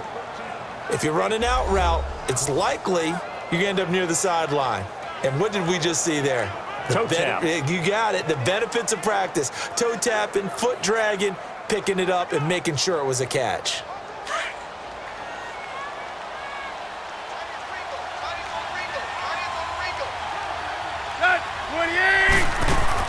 On first down, Drake. And he's going to get this inside the 30. That one good for 13 and a Dolphin first down. That's pretty much meat and potatoes right there, wasn't it? Just go right at them and let your big horse charge up the middle. Not too fancy there, was it? Nothing fancy at all, challenging that defense. And on that go-around, the offense won the challenge.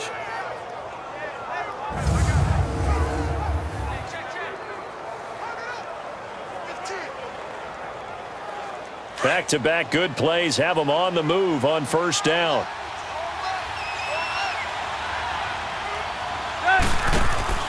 They go play action here on first down. And he'll lay out and pull it in. What a diving catch there.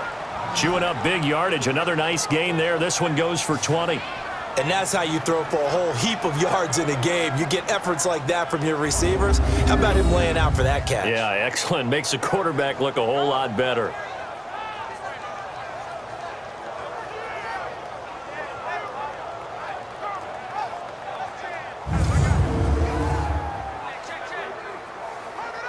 First and goal, and they got to be thinking a chance to get right back into this football game.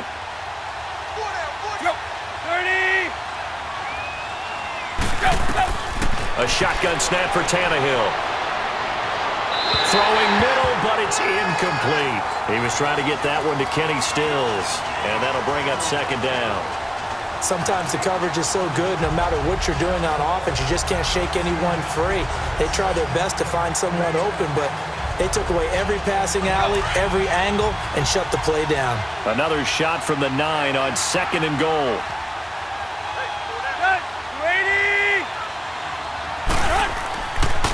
They'll give it to him up the middle, and he'll take this from the 9 down to about the 7.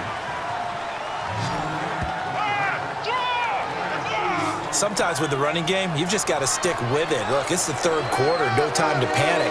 But that also doesn't mean you just do it the same way you've been doing it the entire ball game. Maybe change up some blocking assignments or run a few different plays, but stay with the overall essence of the running game.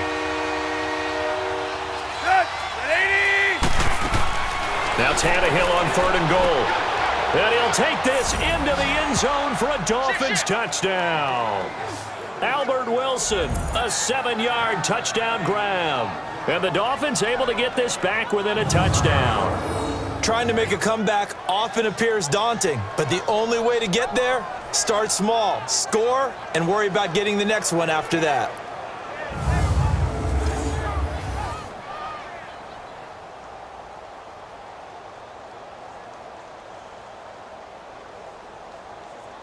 And now Tannehill and the Dolphins are going to go for 2.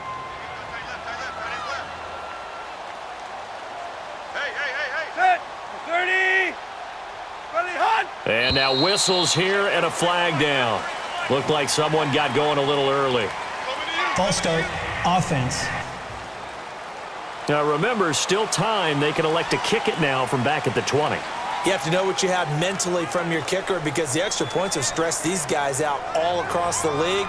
But I think at this stage of the game, I tried him out there and try it from the 20. Now Adam Gase has put a pair of fingers up in the air. His offense is going to go for 2.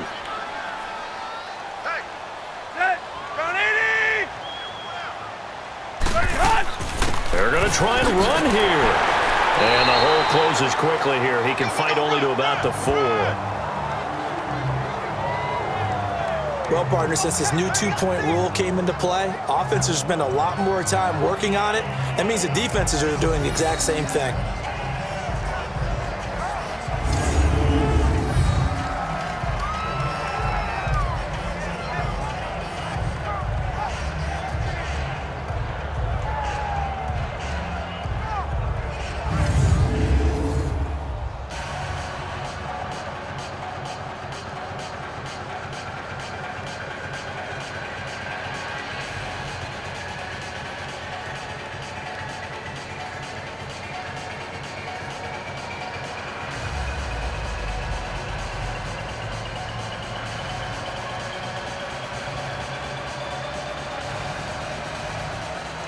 Sanders now to kick this one away. Fielded about a yard deep. And a good return as he'll be stopped just shy of the 30-yard line. Back onto the field now comes the Bills offense. Last time out, they had that long 50-plus yard field goal that they missed. And I'm sure on their sideline, they're thinking to themselves, okay, do we still want to try one if we're in that position again? And I would dare say that the answer would be yes. They're going to have a lot of confidence in their kicker. But just to be on the safe side, I'm sure they told their offensive guys, can we get a little bit closer this time? Yeah, get a little closer. Yeah, you know, I'd rather get in the end zone first and foremost.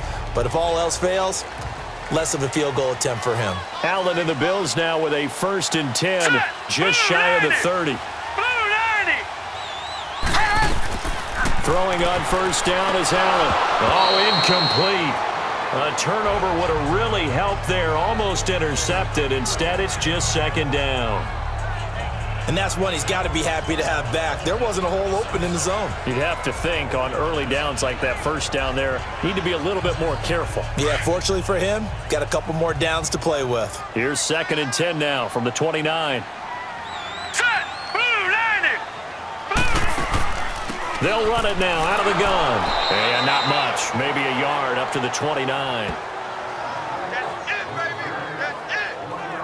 Well, that's a good start to this drive on the defensive side of the ball. Force the incompletion on first down. Then you're able to shut down the running play on 2nd. Yeah, I wouldn't be surprised now.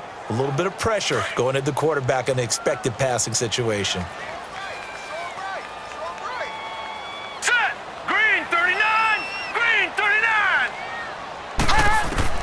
Now Allen to throw on 3rd down.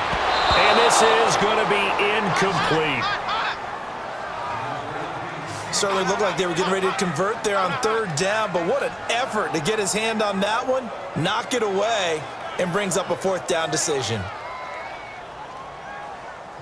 Here's Matt Darr now. He's been terrific so far. And he deserves a bronze leg as he gets this one away. This is taken around the 12. A big kick there. We'll call it 56 yards on the punt. And possession will switch hands, 1st and 10. The Dolphins offense now heads back on the field.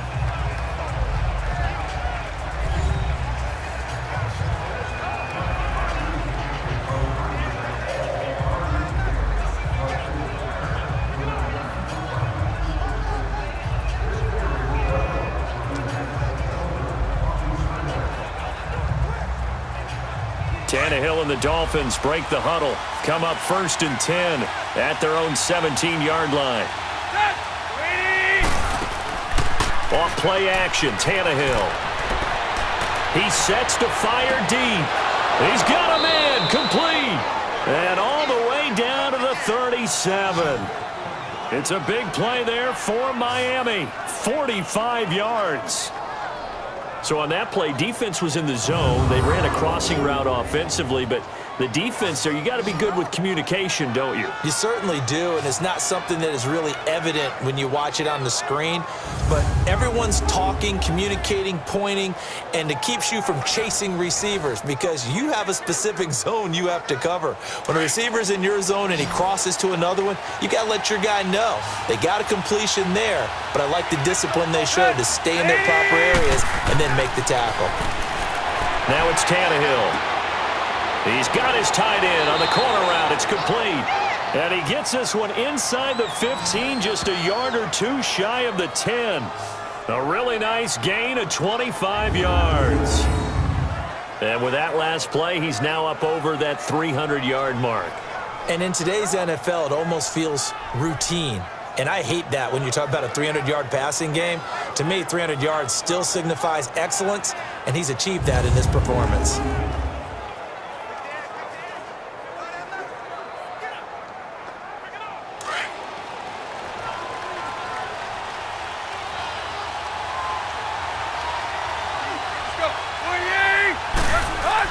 On first down, it's Tannehill. He couldn't quite hold it. Got hit. Ball pops out. Incomplete. You get a tight end like this, and you know he's used to dishing out punishment, but here, he's one that has to absorb the contact, and as a result, unable to hold on to the football. After the incomplete pass, here now is 2nd and 10.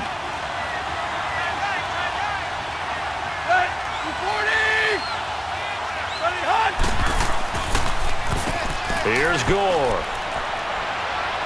He'll get this down inside the 10 for a pickup of about 3. Pretty good little two-play sequence there. You force the incompletion, then a very short pickup. Yeah, now maybe you bring in an extra defensive back or two because you want to try and defend on 3rd down. They like to play those nickel or sub packages, don't they? The Dolphins on 3rd down. They're hitting it just 30%, 3 for 10. This is 3rd and 7. From the gun, here's Tannehill. And he couldn't hang on to it through the contact. Incomplete. The beauty of being able to play a zone defense when you can sit back and see the ball coming out of the quarterback's hands, guess what? Creates a lot of confusion, kind of a muddle in the middle of the field where you can go make a play on the football. So now here comes the field goal team for the 3rd time today. From the left hash, a chip shot here. The kick by Sanders is good. And the drive will wind up yielding 3. He's got 9 points on field goals now. He's made 3 of them. That gets him a bit closer, but there's no question they need to start turning some of these 3s into 6s. And for him, it's not his concern, right? He just goes out there when they call on him and goes ahead and puts points up on the board. But the offense has got to get together and figure out what's stalling their drives, so they have to keep calling on him.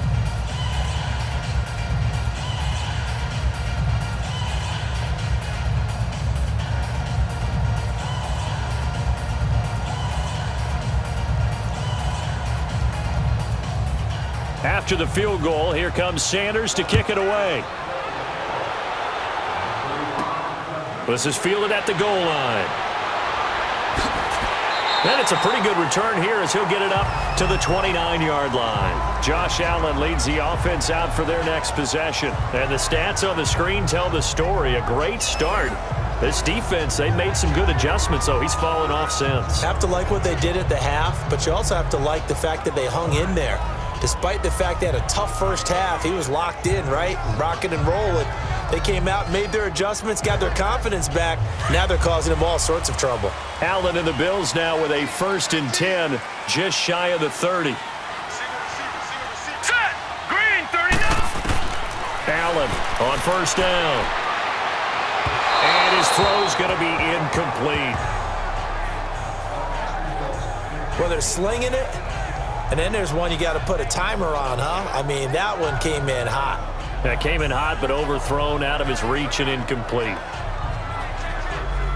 Here's 2nd and 10 now from the 29. All right, here we go. 3-19! Allen will try again on 2nd down. And he comes back with one complete. And he'll be brought down shy of the 40 at the 38-yard line. And they'll get 9 there as that sets him up better for 3rd down. They like going to him in the slot. He catches another one. I think this comes under the heading of until they stop him, why not go back to it? He has something going really well. Great working relationship with the guy throwing the ball, and they keep making the connection. Came up a little short on the last pass play. They did get 9 yards out of it, leaving him with his 3rd and 1. Now McCoy. No gain on the play there, and it'll bring up 4th down. He continues to struggle to find a crease to break off a big one and might need to just put that aside and just try and ram his way forward and get what he can.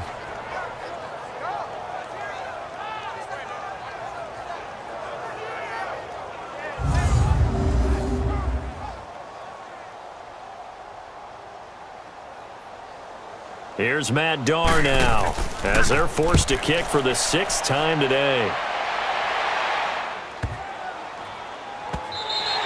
And this one hits at the 3 and then bounds into the end zone for a touchback. So now here come the Dolphins. And last time they got 3 points, but it was a chip shot field goal. And when you go to the sideline after a chip shot field goal, maybe the offense not too happy. It's a balancing act, isn't it? Because you're exactly right. They're none too pleased that they didn't punch it in for 6 points. But they also have to remember they did put points on the board. 3 points is 3 points. And in this league, you take points when you can get them. Not easily done. Tannehill and the Dolphins break the huddle. Come up 1st and 10 at the 20.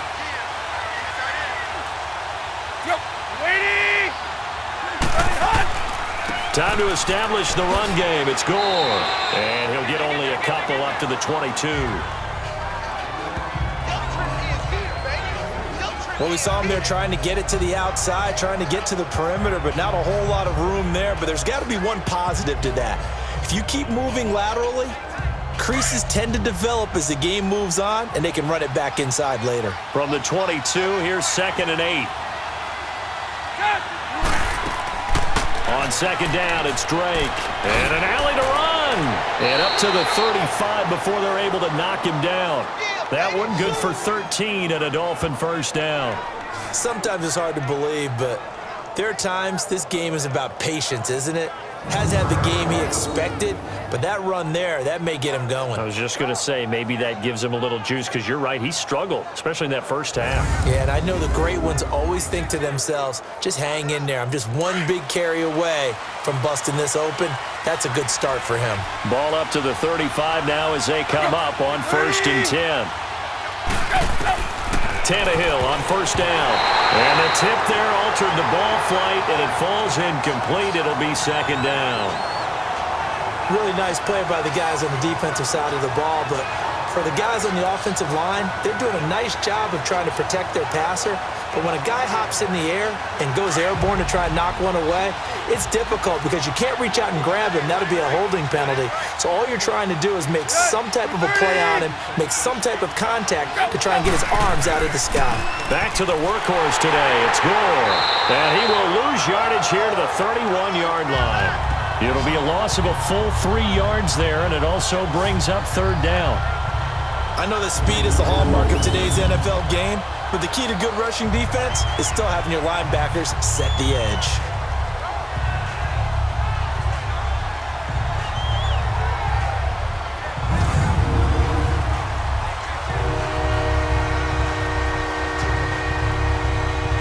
These guys have punted 4 times already, and they're staring at a 5th, barring a conversion here on 3rd down.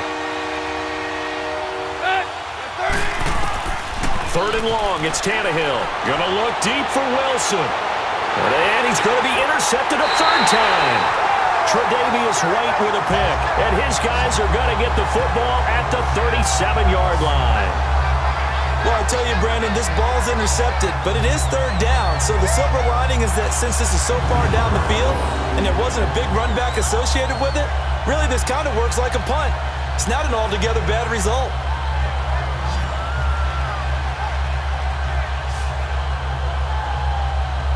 Here comes Josh Allen and the Bills offense back onto the field. How do you think he personally is evaluating his game so far? He was pretty good in the first half, been good so far here in the 3rd quarter. He's got to like it, right?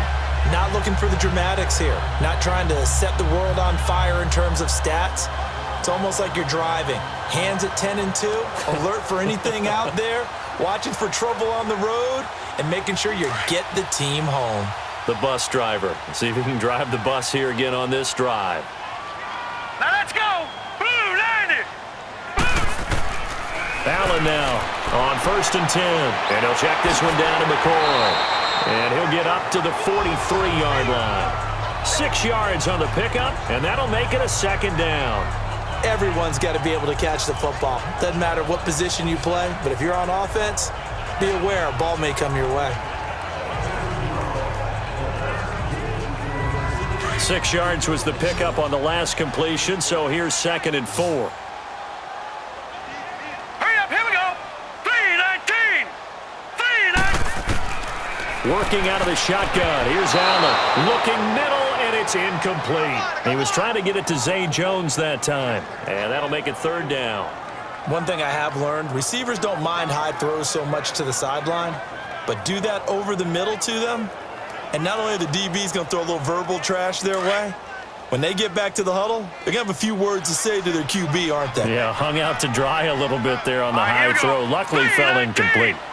3-19. Allen from the gun on 3rd down. Eluding the pressure right. He may try and run for this. The decision to tuck and run gets him 3, but that's not enough. Now it's 4th. And, partner, I would guess that in his headset he was hearing from his coach, it's 3rd down, don't take a sack. And in this case, he's able to avoid the pressure and get out of there. He doesn't get the 1st down, but he does turn a possible loss into positive yardage.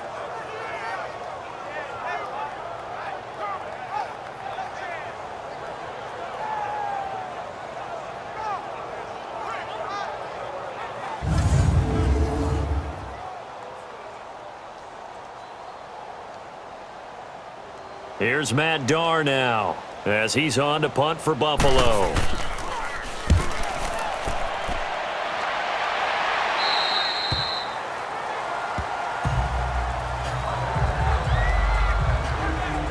Out comes the Dolphin offense now as they get set to take over here.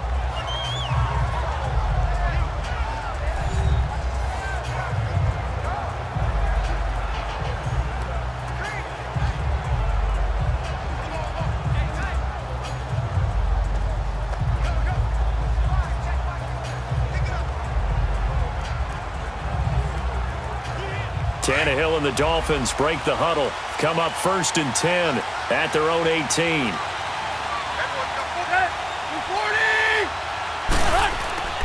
Trying to shake off the interception. He'll look to throw.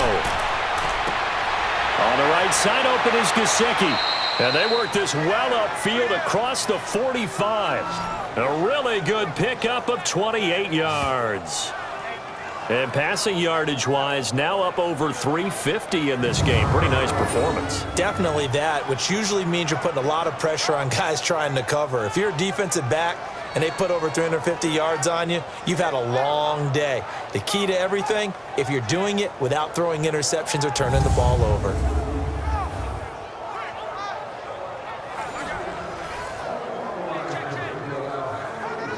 A big hitter to start the drive has him up near midfield here for 1st and 10.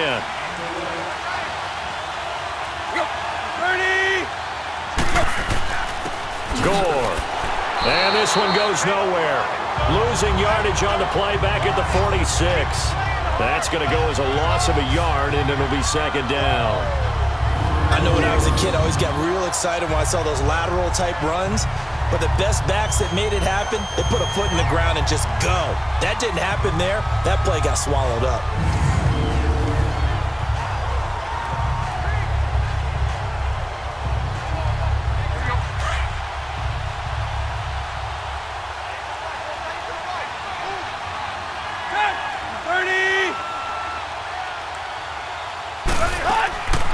Draw play. Tannehill gives to Drake. And he'll take it across midfield and into Buffalo territory. He gets them a little over half of what they needed. Now they're looking at a 3rd and 5. But you've got to give kudos to your offensive line and the guy carrying the ball because they were in a 2nd and long situation. It seemed pretty dire, but they brought it back to third and manageable with that run. And they're not going to get to the line to run another play. So we will switch ends as the third quarter has come to a close. We'll return with more after this. This is the NFL, and it's on EA Sports. Back now in Buffalo. It's been a good one so far. Just a 2-point game here as we get set for quarter number 4.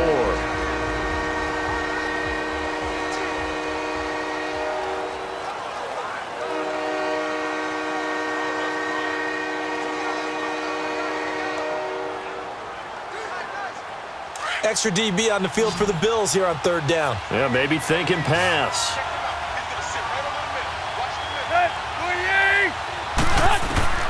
Out of the gun, Tannehill. Under pressure, and he will go down. Sacked back at the 46. Jerry Hughes. He's the one that gets him down. It'll be a loss of 5, and it'll bring up 4th down. Now, that was just absolute perfect man coverage. Nowhere for them to go with the football. Led to a sack. And that's really difficult to do in today's NFL with all these gazelles running around that you're trying to cover in the secondary.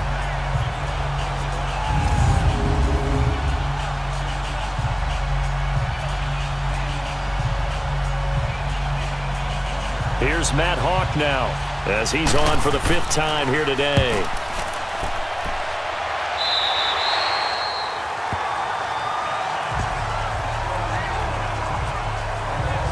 Yeah, here come the Bills. And right now these guys, they're shuffling a little bit, maybe doubting because 3 straight drives have ended with them punting the football away. Yeah, so you start pointing fingers at each other a little bit, asking a lot of questions. What are you seeing? What are you getting?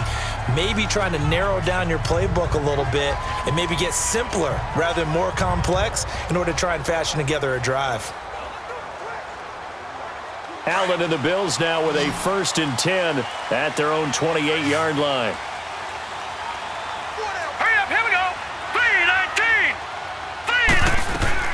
Here's Allen on 1st and 10. Toward the right sideline, but it's incomplete. Had the right idea there, trying to throw it to the sideline, but he led him just a little bit too much, trying to get it out to his receiver. Ends up falling to the ground, incomplete. So now they'll come up on 2nd and 10, once again from the 28. All right, here we go. Green, 39. Green. Allen again here on 2nd and 10. Jones breaking from the contact. Looking left side, and he's got a man. It's Jones. 12 yards that time, and a Bills 1st down. Tell you what, he's been able to put the ball in some tight spots all game long. That throw, no different. Yeah, a lot of people would call it a gutsy type of a throw. I think he looks at it as, I can do it, so it's not that big of a deal to me, and I'm going to keep firing.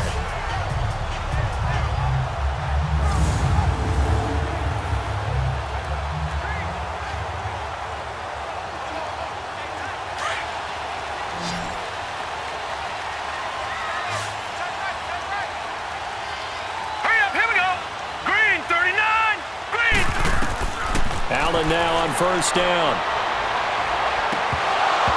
And his throw is incomplete. That would have been a great catch, but it's real difficult to hold on to it because it was contested all the way. Would have been a great play if he'd been able to haul that one in.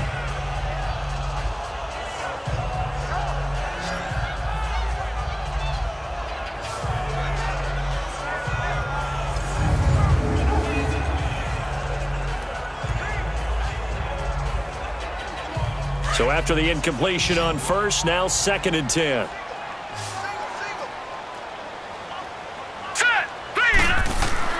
Now Allen to throw again. His throw incomplete. Let's go, defense. So he can't hang on, and as I watch that unfold, I remembered an expression that I've heard, maybe from you, I don't know, but you're going to get hit anyways, might as well hold on to the ball. Well, you know a coach said that, right? Yeah. Not an actual player. Not a chance at all. Way easier said than done.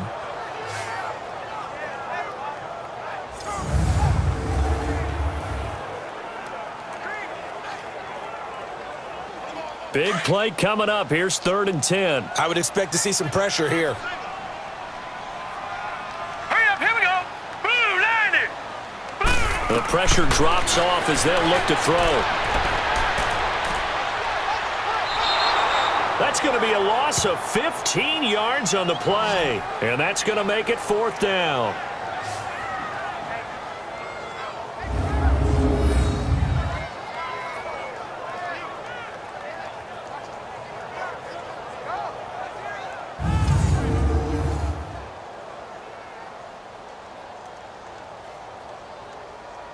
Here's Matt Darr now as he's on to punt for Buffalo.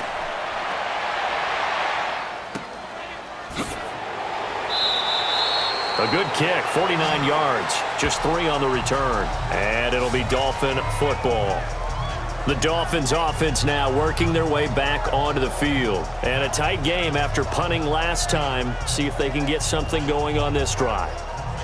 As they head to the field now, with the game this close, you've got to feel there's a sense of urgency for them going on offense right now. But they have to do it without letting panic creep in and affect their play.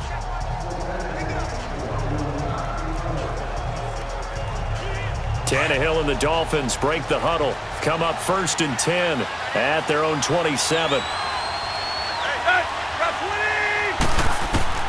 Here's Tannehill. And he knocks the ball away, and it falls incomplete. Kenny Stills, the intended receiver, and now it's 2nd down. There's definitely contact there, but it's the 4th quarter of a kind of tight game, and sometimes the officials just say, let them play. Kind of like your mom used to with you and your brothers. Just take the broom to you and send you out to the backyard and tell you to settle it yourselves. I like that, yeah. There was contact. I don't know, like you said, enough to warrant the flag. It was close, though.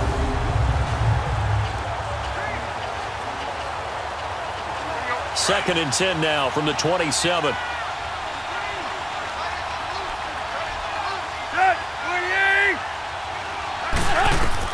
On 2nd and 10, Tannehill. Flushed out right, and he'll avoid the tackle there with a slide. He'll wind up with positive yardage. It's a gain of 3, but now it's 3rd down. Now, how about that play? He took a possible negative and turned it into positive yardage and slid down to avoid taking a big shot. Excellent job getting down and avoiding the big hit.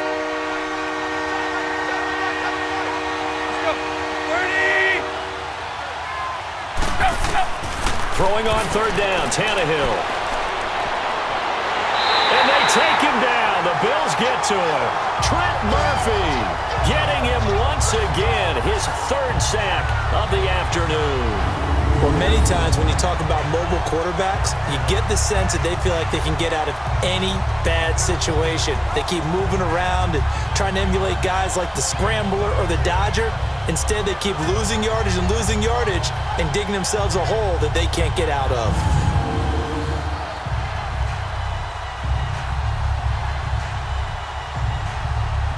Here's Matt Hawk now, standing right on his own 5-yard line.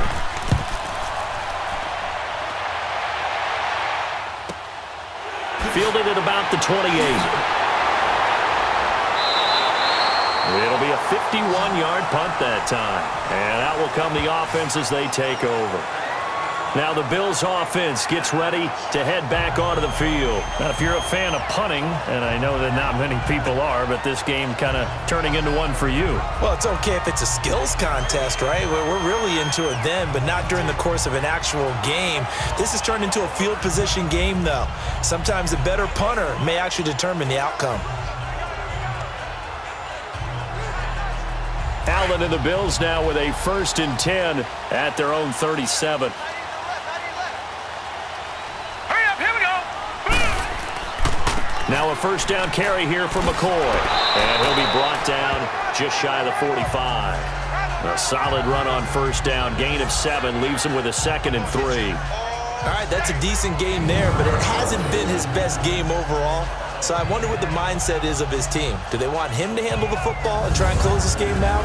Or are they going to make an alternative plan and maybe go in a different direction? I think they need him, and this is his time to shine.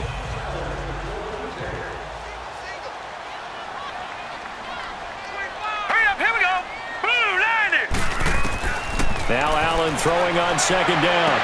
And he'll be out of bounds just shy of the 40. 15 yards that time, and a Buffalo first. What I love about watching the passing game nowadays is that the one-dimensional receiver is really starting to leave the game. You've got to be able to do it all. Of course, you got to run fast. Of course, you got to catch the ball. But route running savvy and toughness, there's a premium for all of that now.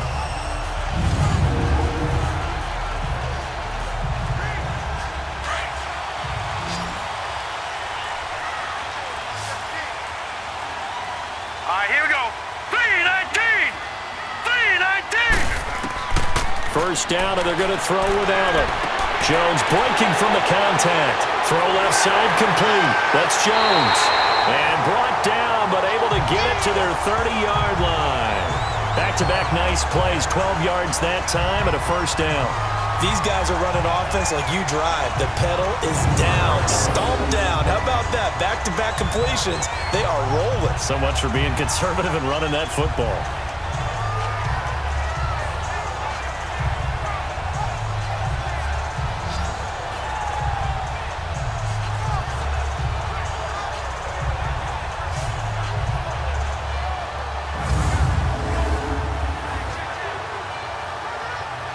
So 1st and 10 now from the 30.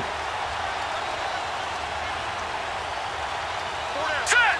Green 39. On first down, Allen. And that is incomplete here. It's dropped by his tight end, Charles Clay. That'll bring up 2nd down.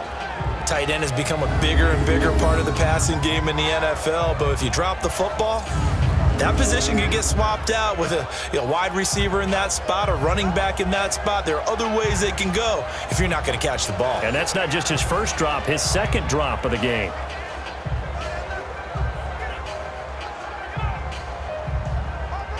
Ball on the 30 as they come up 2nd and 10. Hurry up, here we go.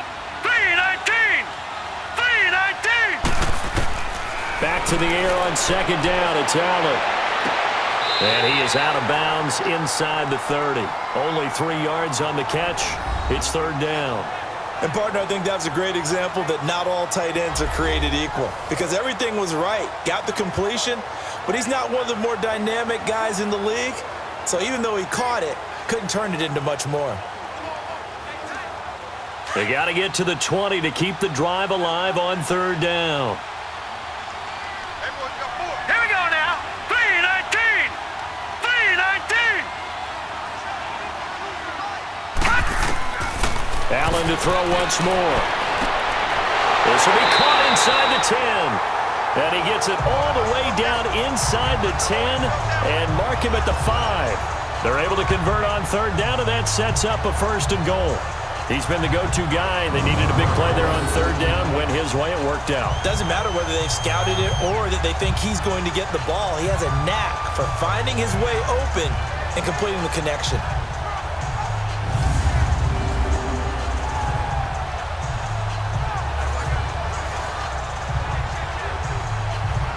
So 1st and goal, 6 points here would go a long way toward wrapping this one up. They go now to McCoy. He's seen a ton of action this afternoon. And able to push his way forward here for a good little gain. And give him 5 that time as they draw a bit closer here for a 2nd and goal. Good gain there on 1st down. And keeps them in a running situation probably. They did everything right on that play, didn't they? They got the leverage up front, good blocking, nice hole for him, ends up picking up nice yardage, stays in bounds to keep the clock rolling. They are in charge of this scenario right now. They want to stay that way. And not in any. And that will be caught by Jones. He's got a Buffalo touchdown. As his guys are in for 6. And the Bills will extend their lead. And all about timing there on that short slant, Charles. Exactly right. That was timed up so well. The route, the throw, touchdown.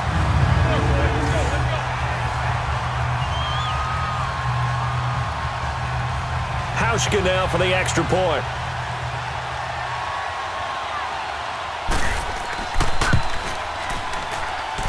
Hauschka adds the extra point, and that makes this a 9-point game. So that drive takes him down the field in 8 plays, and it ends in a Buffalo touchdown.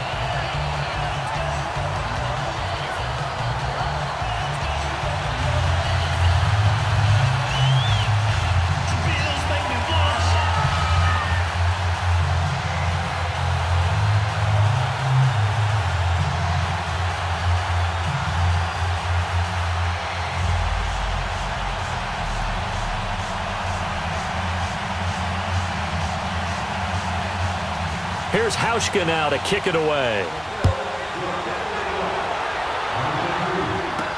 The return will come from Sonoris Perry. And not a bad return here. He gets it out to the 25-yard line.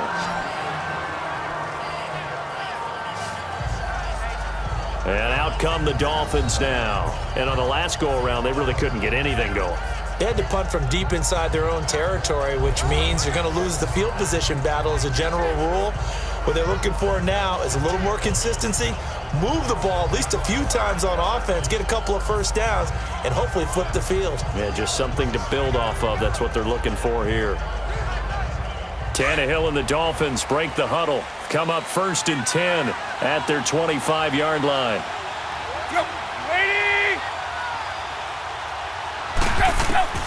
Now Tannehill.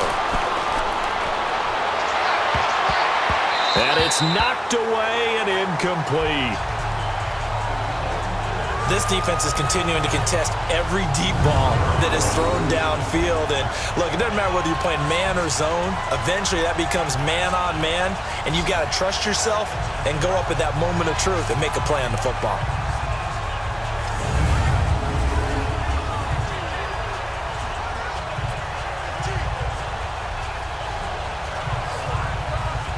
Line of scrimmage, again the 25, 2nd and 10.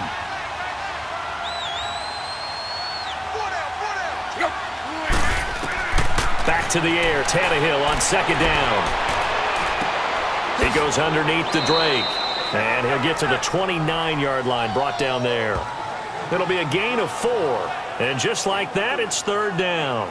He felt the pressure coming there. That was a good job of just making something out of nothing, so to speak. Yeah, took the hit and still made the play. You know, when we talk about runners, all right, and running plays, runs after contact, we call that getting dirty yards, tough, gritty ones. To me, that's like the version of a dirty pass. He knows he's going to get smacked, yet still delivers the football and picks up good yardage. Here's Tannehill. And he bats it away, and it falls down incomplete. This defense was definitely alert to the possibility of the deep ball, and they were more than ready for it. They've got the lead, 4th quarter.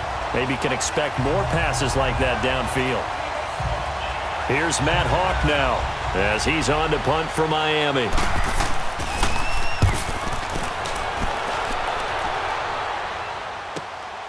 This will be fielded at the 17. Well, he wasn't too far from breaking that. Officially, give him 15. And the Bills will take over the football with a 1st and 10.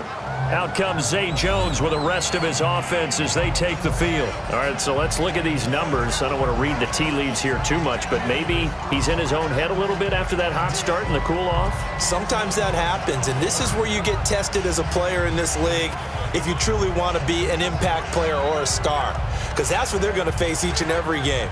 Extra coverage, extra people. So now, do you fight through it? Do you find other ways? Or do you allow it to affect you to the point where you're no longer an impact on the game? Here's a give to McCoy running left. And he'll get this one up to about the 39 here. It's a 7-yard carry to set them up with a 2nd and 3. Well, Brandon, pace comes into play now because they've got the advantage. They've got the football, but they've got to be very careful about what speed they're going to play. You know, my music teacher back in New Paltz, Mrs. Bythema Bagley, used to say, don't go prestissimo when you really want to go largo. And what she meant by that is don't go too fast when you really want to go at a nice, slow, deliberate pace. I am speechless. I am without speech. Hurry up, here we go. 3:19. They'll go again to McCoy. Nowhere to go that time. He maybe got a yard up to the 40. Bottom line, they want to keep this clock rolling, so they'll take that one right there. They just want to keep falling forward, and they won't put the onus on the big fellas up front in order to bring this one home.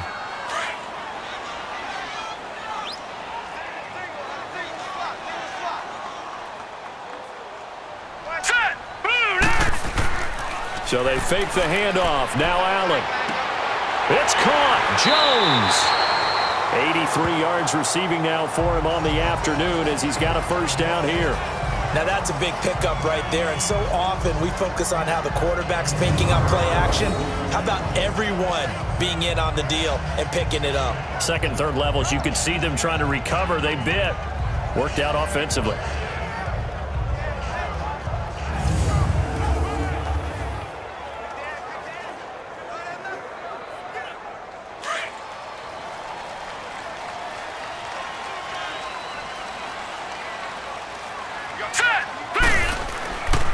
This give is to McCoy. And this time he's able to take it down to the 42. It'll be a pickup of 10 yards.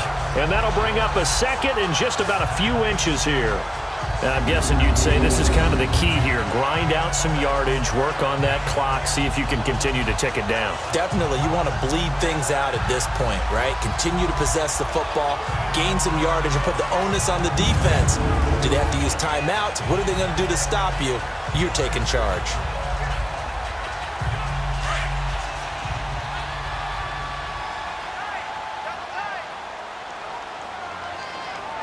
All right, here we go. 3-19. Now a 20th carry here for McCoy. And he'll get it inside the 40 to the 39. 2 yards on the pickup there, but it's enough to give him a new set of downs. Well, it is our business to analyze what we saw out there. And on that play, I saw a defense staying in base, not taking a chance, not blitzing in a situation where they absolutely need the football back. That's either a case of overthinking it or not thinking it through. If you do blitz, do you have to be careful about where you're coming from, or are you just coming from all angles? You have to be careful about where you're coming from, obviously. But at this stage, you have to take a few chances as well. Here we go.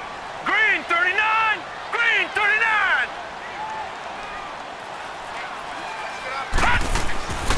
On first down, this is Ivory. And they're able to get this one past the 30 down to the 25. 14 yards, and the Bills will get a new set of downs. Starting to look like this drive, it may be the final nail in the coffin. Well, this is why you work out so hard, right? This is why you spend all that time in the offseason.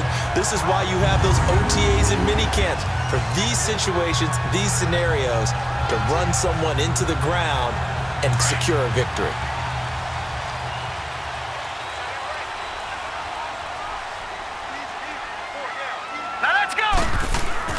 Throwing on first down is Allen. And he gets this out to Foster on the right side. And he'll take it down here just shy of the 15 at the 16-yard line. Give him 9 there on the first down completion. Another nice pickup through the air, and I think a lot of people might expect them to run the ball in this situation, Brandon, but with this lead, they're electing to throw the football. Swings, slants, quick outs, things that they consider safe. That last catch short of the marker by just a yard leaves them with a very manageable 2nd and 1. All right, here we go. Green 39. Green 39. A give to McCoy. And he's going to be met at the line of scrimmage and taken down.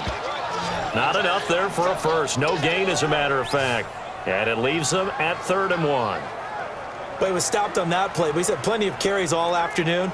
Every now and then the defense is going to win one, but I don't think they'll shy away from handing it to him the rest of the game. This will be play number 8 here on the drive. It's 3rd and a yard. To throw, it's Allen. That's complete. Right around the 8.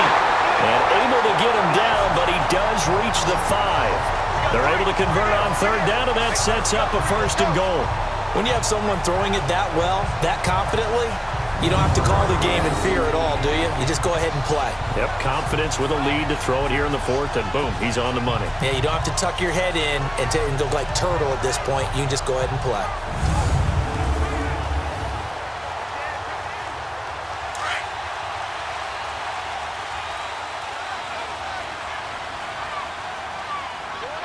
One man in the backfield. That's McCoy. He'll get the football here.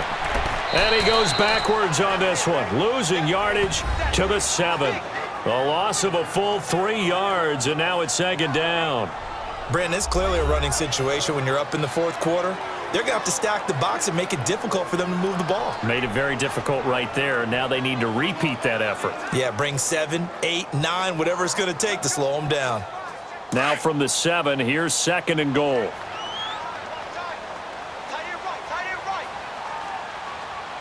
right, here we go.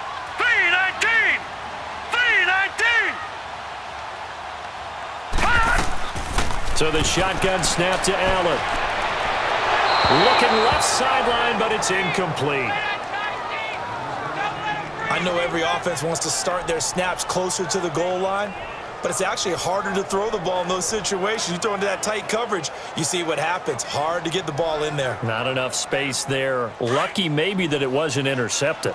This has been a long drive. You got to figure a field goal would be a letdown. Can they convert now on third and goal? Allen now looks to throw. And that is out of the back of the end zone, incomplete. Let's face it, you can run the route tree as many times as you want, get in sync, practice it, do all those things. But once you get to game speed, it doesn't always time up quite that well. That one goes incomplete. So on fourth down, out trots the kicker in a big spot here. This just a 24-yard attempt. And Hauschka's kick is good. And that will give them a 12-point lead. So they settle for just the 3, but clearly right now anything helps trying to salt this one away in the fourth. Without a doubt, obviously a touchdown probably would have been the final nail to finish this thing off, but they still ate up time, got points. So while it's not mission accomplished, it's darn close.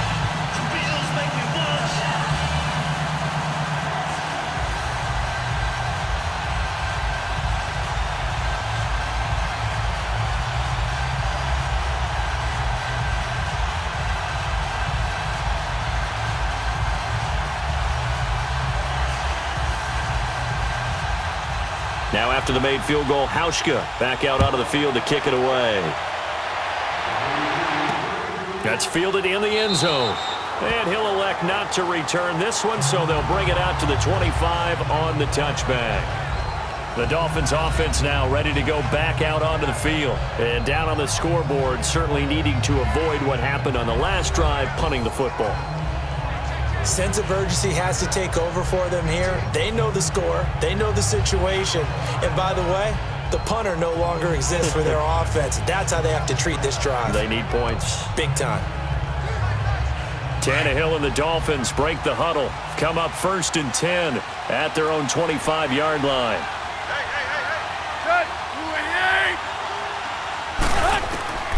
A shotgun snap for Tannehill. And the Bills are going to get him as he goes down. Jerry Hughes in there to pick up his 2nd sack now of the afternoon. Brandon, I think you understand the type of afternoon this offensive line is having. It is a long one for them. Long for you to spend it with me. Long for them trying to block those guys. They've given up a whole lot of sacks, and the speed and quickness of that defensive line is eating them alive.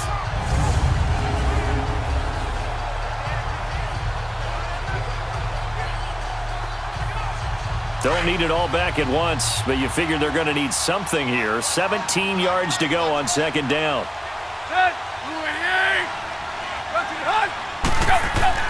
Tannehill. And he's got his favorite target yet again. It's complete. And down he'll go at the 25. The reception good for 7. It's 3rd down. In this situation, the dictation is coming from the defense, right? They're going to tell you, you can have 6, 7 yards, do that all the way downfield. Let's just go ahead and take the time off the clock. I think they've got to start attacking vertically a lot more.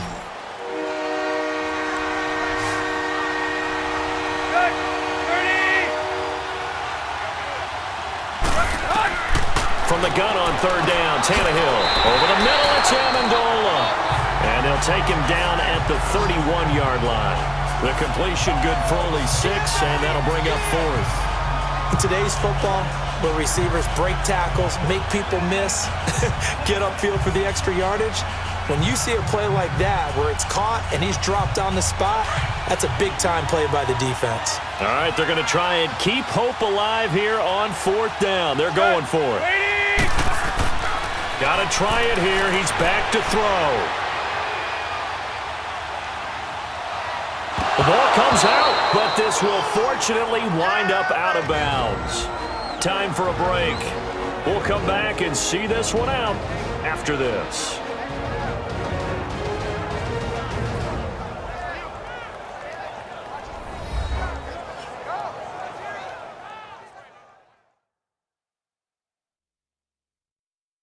So the Dolphins have it as we welcome you back in.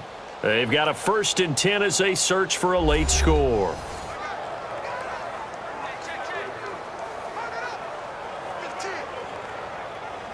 Line of scrimmage, the 37 on 1st and 10.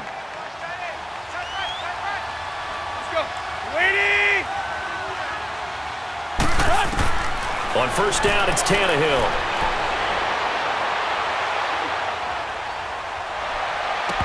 And it pops free. The collision there jarred the ball loose and brings up 2nd down. Even without a ton of pressure in his face, it just shows how difficult it is to pick apart his own defense. Those guys are sitting back, and they're not playing receivers as much as they're playing the eyes of the quarterback and when he delivers the ball. Line of scrimmage, again the 37 as they line up 2nd and 10.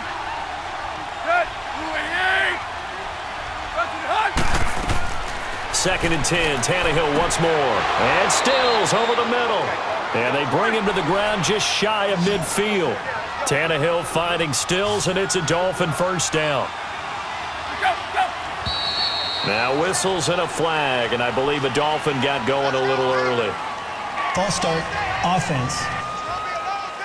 Maybe anticipating a blitz, and they jumped. Yeah, and if we saw it, you know that they saw it. The bad guys might have been coming on that play. Had to pick them up, and they jumped.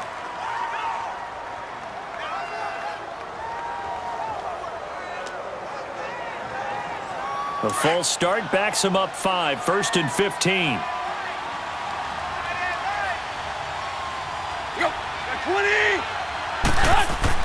Back to throw, Tannehill. Throwing over the middle, but it's incomplete. It's always a battle. Who's going to win on 1st down, the offense or the defense? Let's face it, if you've got the ball, 4 yards or more on 1st down is what you're aiming for. They tried to throw for it there. Nice effort to knock that one away and bring up 2nd down.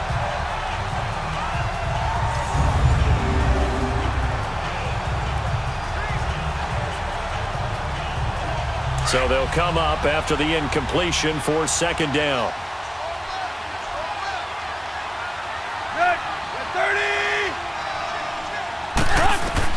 Tannehill throwing again. They'll set up the screen to Drake. Only a yard there. Sniffed out well defensively, and it brings up 3rd. Short play like that in this situation this late, that's a win for the defense. No doubt. And I remember something Coach Madden used to talk about all the time. Sometimes you can't just take what the defense gives you. You have to take what you need. And in this case, the offense is taking what the defense is giving them, not what they need.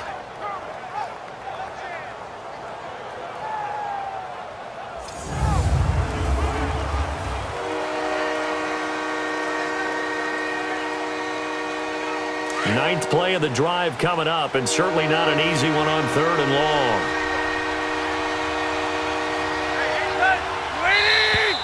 Now whistles and a flag, and I believe a Dolphin got going a little early.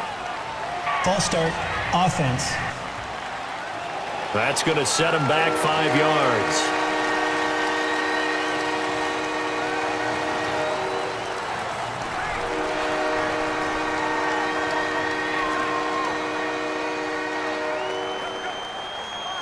So the false start certainly doesn't help matters as they'll try again now, 3rd and long. To the air again, Tannehill.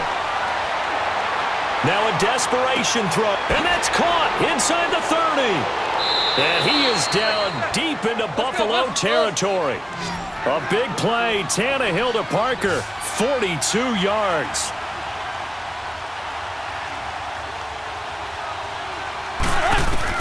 From the red zone now, Tannehill. And that one's going to be over everybody in the back of the end zone. It's incomplete. Devontae Parker, the intended receiver, and it's 2nd down. It's not a bad idea, not at all. You've got a bunch of defenders reeling a little bit back on their heels after just giving up a big play. You take another shot and hope to complete it. In this case, though, it falls incomplete. So now 2nd and 10 after the incompletion on first down. Now whistles and a flag, and I believe a Dolphin got going a little early. False start, offense. So that'll back him up 5.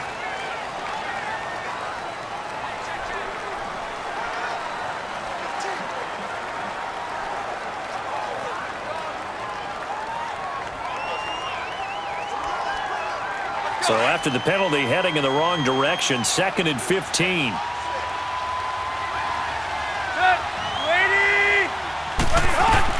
Again, Tannehill. Now they set up the screen. That's complete. And he will lose yardage here back at the 23-yard line. He'll wind up losing a yard on the play, and they're going to face an uphill battle here on 3rd and long. To throw is Tannehill. He dumps it off to Drake. And he'll get it down this time to the 17. Give him 7 on the play, and it'll be 4th down. Counting down to 30 seconds remaining. Desperation time for Tannehill on 4th down. And no, it's incomplete. They had to go for it with such little time remaining, and it would appear the Bills are going to win the football game. So with that, we can just about close the book on this one, Charles. Yeah, what's the old expression about slim and none? Well, Slim just left town on that They're one. down to none? Yes, exactly right. Now the Bills offense gets ready to head back onto the field. Defensively, there's still 3 timeouts. Do you even need to use them at this point? I think a lot of coaches do it anyway, and it seems like cosmetics to us. Does it just send a message you're not quitting? Send a message that you're not quitting. Let your team know you're going to battle all the way, and you're always hoping for that ultimate miracle that something will happen, you'll pick up the ball and score, and you'll have a chance one more time and maybe on an onside kick, but not likely.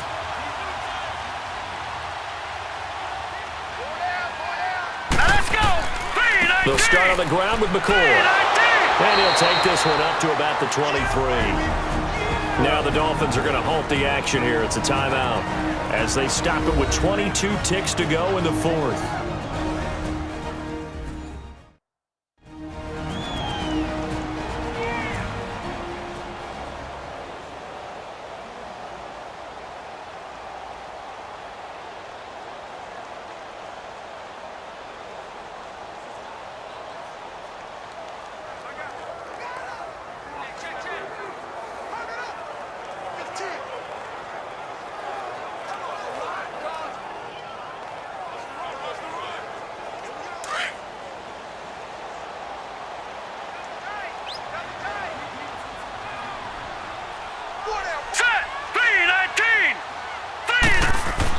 Again, it's McCoy.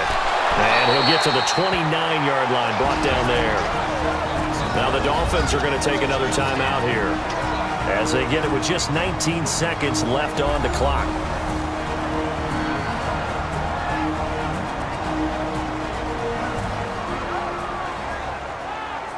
So the defense had a chance to catch their breath, and now they're back out and ready.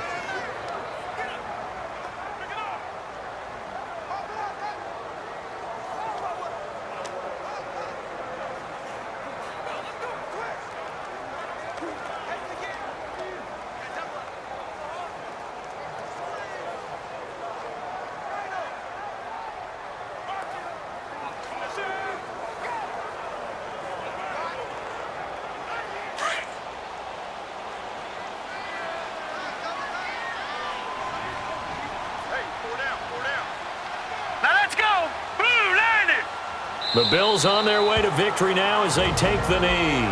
And play is stopped here. Timeout. It's the defense calling the timeout here as they'll stop it with 17 seconds to go in the game.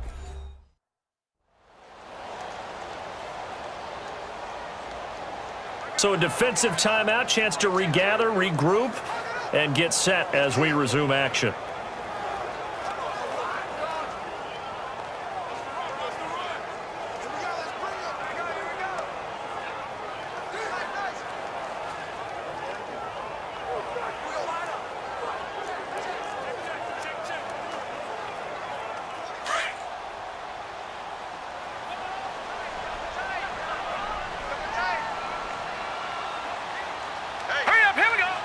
The Bills on their way to victory now as they take the knee.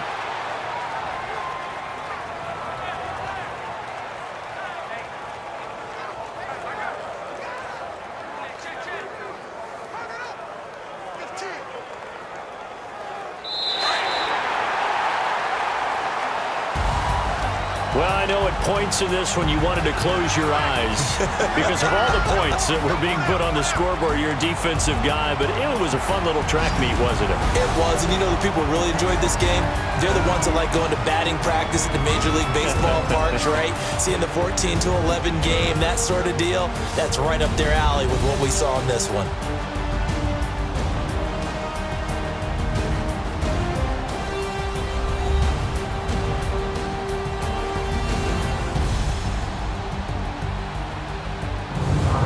That'll do it for us. For Charles Davis and all our hardworking crew, I'm Brandon Gaudin. You've been watching the NFL on EA Sports. For more, find us on Twitter at EA Madden NFL.